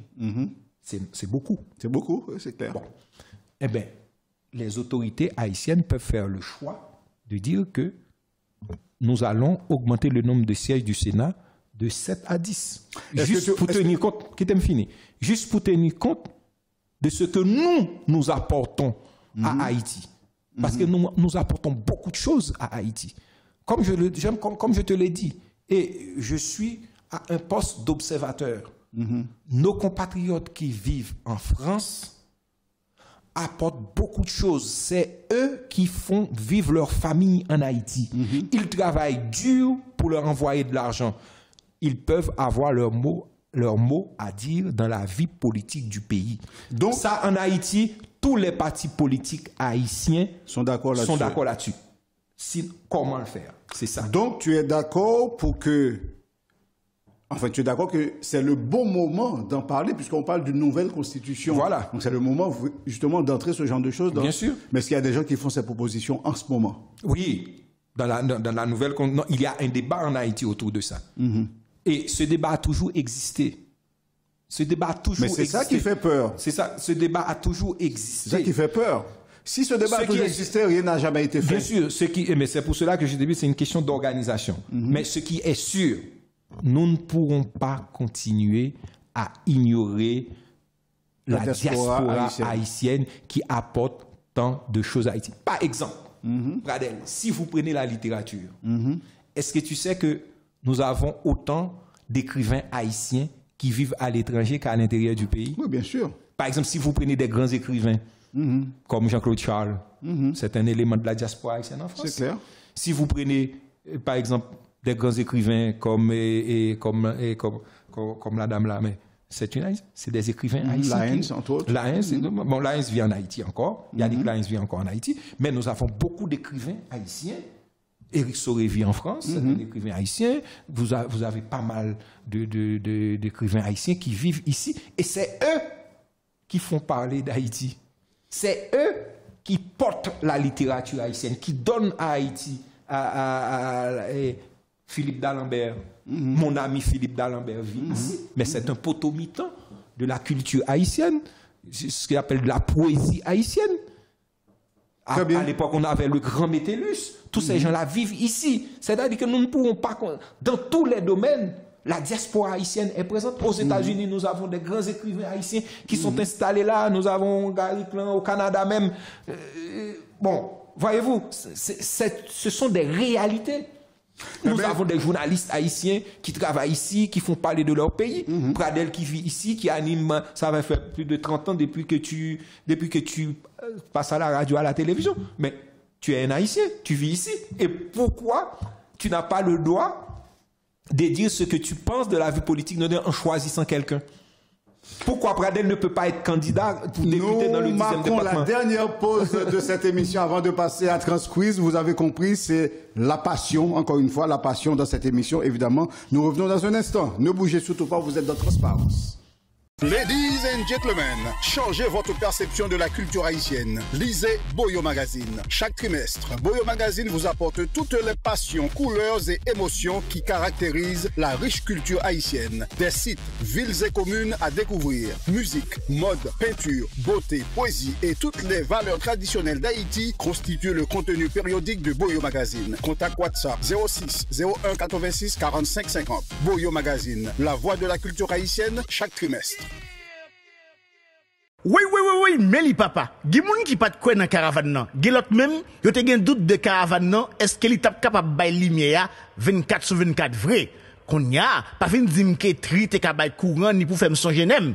Caravane changement lumière te fin di la bay courant et li kembe mol. Konya, caravane nan, li vini avec une autre formule pour nous couper blackout avec chalet net en Haïti. Qui gen là-dedans? Yon réfrigérateur 8 cubes, c'est-à-dire 44 cm de largeur et 83 cm de hauteur. 3 panneaux solaires de 250 watts, un inverteur de 2000 watts, 2 batteries gel de 100 ampères et un régulateur de 30 ampères. Et puis, belle bagaille là, livraison avec installation gratis ti chéri, depuis pas dépasser 60 km. Et puis, toute bagaille ça yo, pour un petit crasse l'argent. 2050 € seulement. Mais courant 24/24 là, mais beau caravane lumière. Dépêchez-nous pour nous venir prendre caravane lumière par nous, relais Konya, dans 07 77 91 28 48. Caravane changement lumière arrivé sous nous, avancez avec. Lumière, maman. Lumière, pas bêche, la qui joue. Nous poursuivons notre émission Transparence. Nous sommes dans la 29e édition avec notre invité Maguette Delva. Maguette Delva, poète, journaliste, écrivain, on n'a pas dit diplomate, mais on a dit employé, de la fonction publique haïtienne en France. Et nous avons parlé de beaucoup de choses. J'ai deux petites questions très simples à te poser avant de passer à Transquiz. Le thème de l'émission, c'est « La passion est-elle indispensable pour réussir ?» Qu'est-ce que la passion et qu'est-ce que réussir? Pour moi, la passion, c'est une notion philosophique. La passion peut venir de plusieurs éléments. Ça peut venir de votre enfance, de regarder comment vos parents évoluent. Et là, vous pouvez acquérir une certaine passion. Moi, je pense que ma passion, c'est le livre. J'aime beaucoup les livres. J'ai toujours pensé en ouvrant un livre, un ouvrage, quel qu'il soit, que je vais trouver la pierre philosophale qui me permet de faire un petit voyage. Très bien. J'aime beaucoup les livres. Parfait. Et réussir pour toi, c'est quoi? Qu'est-ce que la réussite? J'ai posé la question tout à l'heure. Qu'est-ce que réussir? Moi, je pense que j'ai réussi. Parce que j'ai pu venir.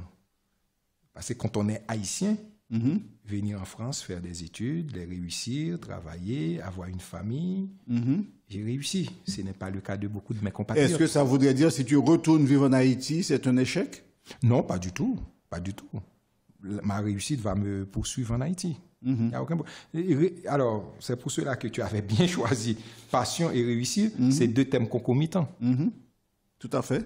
Ma réussite ne peut exister que si tu es passionné de ce que tu fais. Si je suis passionné. Moi, je n'ai jamais pensé d'avoir de l'argent. J'ai toujours pensé que je dois écrire 5 ou 6, 10 livres avant que je meure. Alors, c'était ça ma passion. Ça me pousse à te poser une autre question. Qu'est-ce que la richesse pour toi? Je n'ai jamais... Est-ce que le fait de réussir est une richesse? Est-ce qu'il faut être riche pour réussir? Et pas là, du tout. Je te pose la question, qu'est-ce que la richesse? Je connais des gens qui sont très riches et puis qui sont très malheureux. Très malheureux.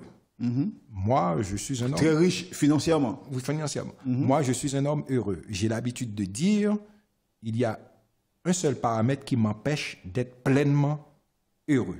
C'est l'état de mon pays, Haïti. Sinon, je suis... Pourquoi? Parce que tu es un nationaliste? Non seulement je suis un nationaliste, mais je suis un patriote. J'aimerais bien que mon pays se développe, parce que tu sais que quand on est dans les instances diplomatiques, s'il y a un endroit où l'on reçoit... Des doléances? Non, où l'on reçoit des choses, qu'on dise des choses mauvaises de votre pays, c'est dans la diplomatie. Ça se ressent. Il y a beaucoup de condescendance quand on parle d'Haïti dans les milieux diplomatiques journalistes. Et ça... Les diplomates haïtiens, ceux et celles qui travaillent dans les milieux diplomatiques, sur racisme, connaissent très bien ça. Sur reste du racisme? Bien sûr, bien sûr. L'état de votre pays vous suit à l'étranger. C'est ce que disait Leslie Maniga. Donc la prise de conscience doit se faire, doit exister chez nous, les Haïtiens. Et je pense que cette émission Transparence vous aide à prendre conscience de l'état de notre pays. Quand vous regardez Transparence, vous comprenez que nous avons beaucoup de valeurs. Nous avons énormément de valeurs, surtout dans cette communauté haïtienne de France. Donc ces valeurs que nous avons ici ne sont pas exclusives. Nous en avons plein ailleurs. Nous avons des valeurs haïtiennes dans différents pays à travers le monde, mais nous avons également énormément de valeurs haïtiennes en Haïti. Sauf que il nous manque cette prise de conscience. Quand toutes ces valeurs commencent à prendre conscience que nous avons un pays qu'il faut sauver, qu'il faut développer, une histoire dont on doit être fier, une musique. À partir de là, je pense qu'effectivement, cette prise de conscience aura lieu et j'espère que c'est pour très très bientôt. En tout cas, j'espère que Transparence est en train d'y contribuer. Nous allons tout de suite passer à la partie marrante de cette émission. Transquiz. Est-ce que tu sais ce que c'est que le Transquiz?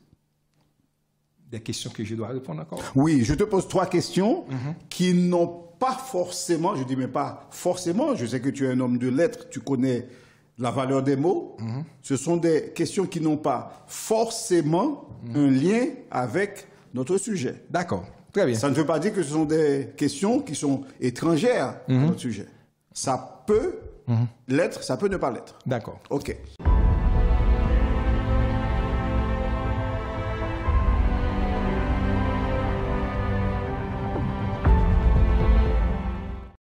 Le logo de Transquiz est déjà là. Voilà, donc tu vois, c'est beau. Hein? Parfait. Tout de suite, la première question. 3 questions pour toi. 3 questions auxquelles tu dois répondre. Évidemment, si tu ne sais pas, tu dis je ne sais pas. Hein. C'est une réponse. Je ne sais pas. Mais tu ne peux pas appeler un ami, tu ne peux pas dire je prends le joker. Ça n'existe pas dans cette émission. Première question. Je prends mes lunettes pour bien te lire la question. Tu es de Petite Rivière de l'Artibonite, c'est ça, hein? Petite Rivière de l'Artibonite est une commune d'Haïti située dans le département de l'Artibonite, arrondissement de Dessalines, au nord de Port-au-Prince.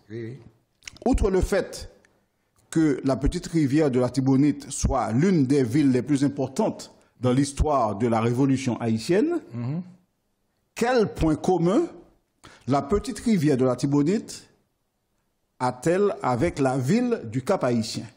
Ah, ce sont 2 villes qui ont des monuments historiques que Christophe avait construit, les 2 monuments, la crête à Pierrot et le palais de 365 portes. Alors, c'est peut-être une bonne réponse, c'est pas la réponse que je cherchais. C'est une bonne réponse, effectivement. Mais on peut prendre au hasard 2 villes haïtiennes ou 2 communes haïtiennes. C'est rare qu'on ne trouve pas un point commun. Mais le point commun que je cherche, c'est un mot. Juste un mot. Ha! C'est une question piège. Oui, je ne sais pas. OK. Le point commun est le nom Labadi. Ah, OK. Tu sais pourquoi? Oui. Pourquoi? Non, je ne sais pas. Ah, ben tu me dis oui. Tu me dis Labadi parce qu'il y a un Labadi chez toi? Oui, à la Petite Rivière de l'Artibonite. Oui, parce que la Petite Rivière de l'Artibonite est constituée d'une section communale. Il y en a 6 au total. Oui. Il y a Médor, il y a Pérodin, il y a Savanaroche, il y a Labadi. Il y a Bacousin 1, Bacousin 2, et puis Labadi. Oui, je n'avais pas compris. Et on a Labadi, évidemment. Et moi, Labadi, je connais. Au Cap-Haïtien. Oui, je connais très bien. C'est une station balnéaire. Parce que j'allais faire de la politique là-bas. Voilà. Labadi. Je t'ai piégé là. Et donc mon frère aîné était directeur d'une école à Labadi. Voilà. Eh bien, c'est le point commun. Ben oui, désolé. Non, ça me fait plaisir de piéger un mec comme toi dans Oui, mais j'ai pas fait attention. T'as pas fait attention, c'est pas grave. Moi, je pensais que tu cherchais le point commun entre les 2 villes historiques, les monuments historiques. Non, c'est pour ça que j'ai précisé, outre le côté historique. Non, tu as raison. Deuxième question, tu es prêt? Oui. Pour l'instant, tu as 0 sur 1. Oui, bien sûr. Ah, attention. On ne peut pas tout savoir. 2 sur 3, tu gagnes. D'accord. 1 sur 3, tu perds. D'accord, je vais voir. Le palais aux 365 portes est une des fiertés des rives artiboniciens. Oui. Tu es d'accord? Oui. Quel est le vrai nom de ce palais et en quelle année fut-il construit? Alors, il a été construit dans les années 1860. Non. Avant ça. Avant ça, mais il s'appelle la Belle Rivière. La Belle Rivière, tout à fait. OK. Le palais de la Belle Rivière, c'est le nom du palais des 365 portes. Il fut construit entre 1816 et 1820. Par Henri Christophe. Sous le règne du roi Henri Christophe. Oui. Il faut noter que le palais aux 365 portes n'a pas 365 portes. Il a en fait seulement 185 portes. Tu ne savais pas ça? Il semble que les 180 portes manquantes auraient dû être placées à l'étage voulu par Henri Christophe. Mais cet étage n'a jamais été construit. Le plan, effectivement, c'est 365 portes. Voilà. Mais comme l'ensemble du plan n'a pas été réalisé, exécuté, tout à fait. Voilà. Donc c'est 185 portes au palais des 365 portes. Très bien. Deuxième question, on considère que tu l'as gagnée. Hein. Ah, bien sûr. Maintenant, la troisième question, c'est la question qui va départager, qui va savoir si tu gagnes le Transquiz ou si tu l'as perdu. D'accord. Bon, me petit bail. Ouais, émission ça nous fait. Hein? C'est une plus belle émission.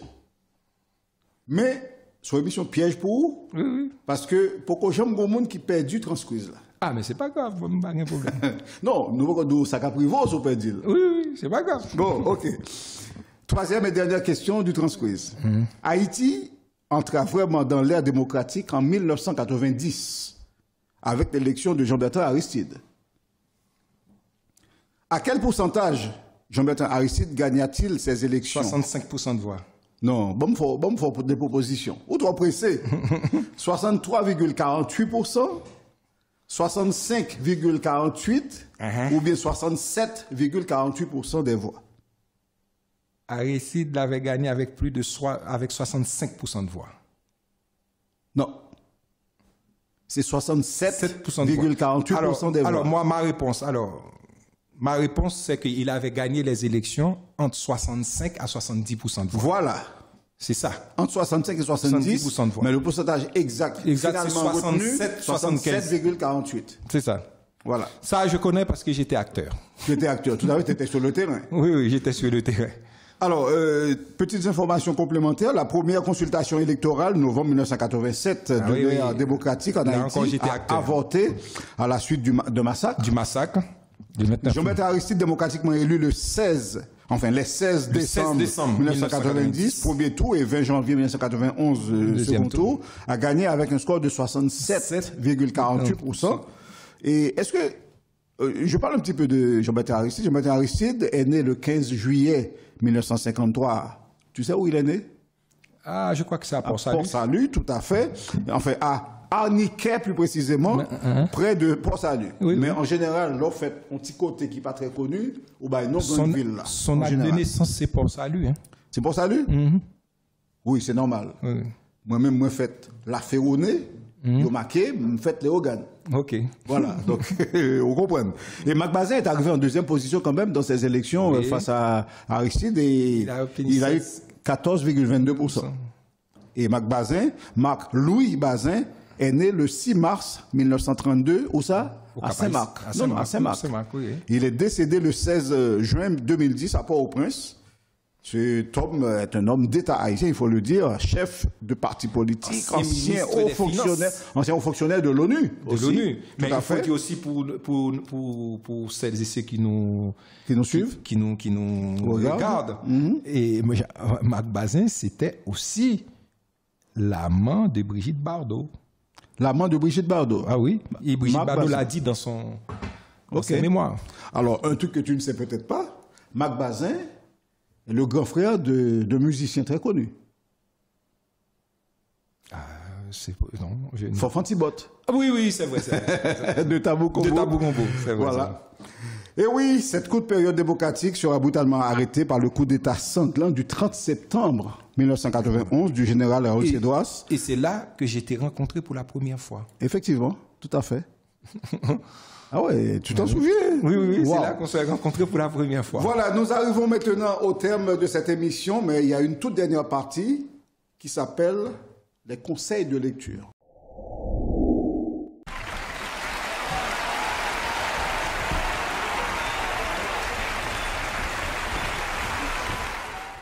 Pourquoi cette partie, cette rubrique existe dans Transparence? Transparence, c'est une émission qui existe pour enrichir les Haïtiens, enrichir dans tous les sens, notamment dans le sens intellectuel. C'est une émission hebdomadaire.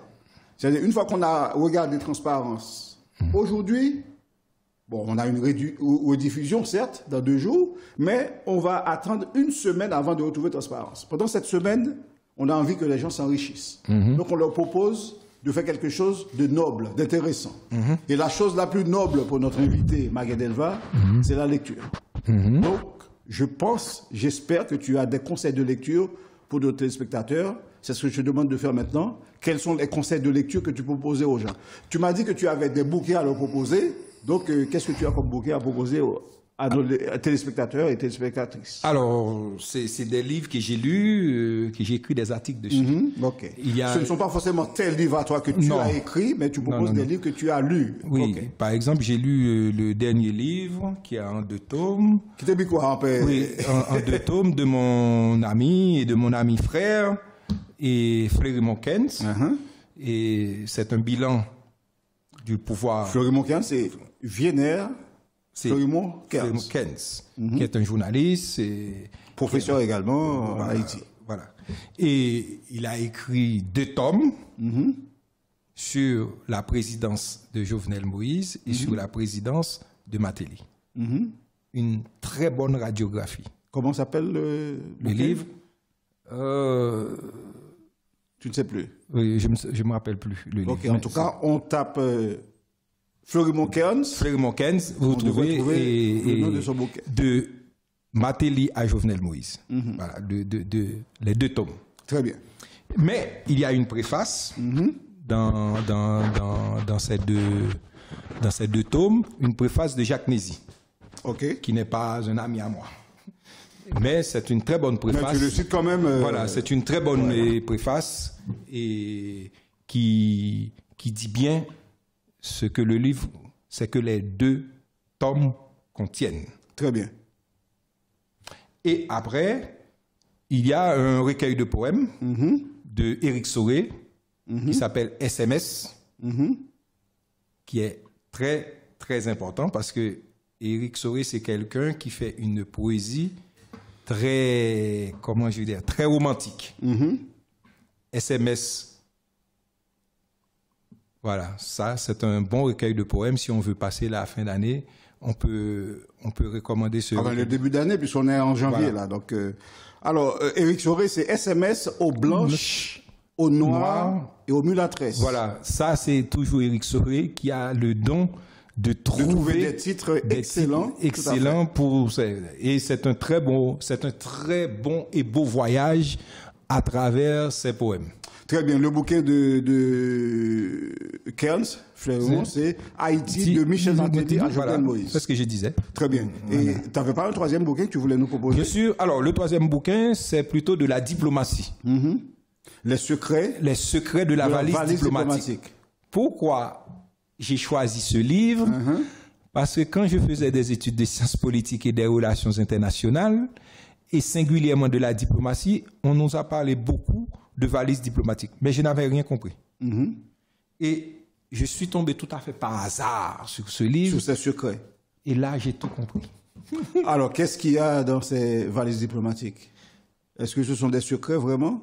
Oui, ce sont des secrets parce que les valises diplomatiques permettent à un pays de transporter des choses, des documents, de manière des objets tout à fait, et comment dirais-je, légale d'un pays à un autre. Et là, c'est un haut fonctionnaire du Quai d'Orsay qui explique les multiples rebondissements dans les affaires internationales, comment on intervient pour transporter de l'argent, pour transporter des documents confidentiels, et comment on s'y prend, parce que ce n'est pas quelque chose qui se fait par hasard.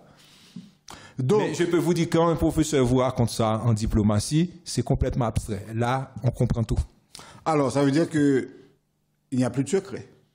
Si les secrets sont révélés dans un bouquin, il n'y a plus de secret. Non, il y a des choses qu'ils ne disent pas, que l'auteur ne dit pas là. D'ailleurs, il a expliqué pourquoi.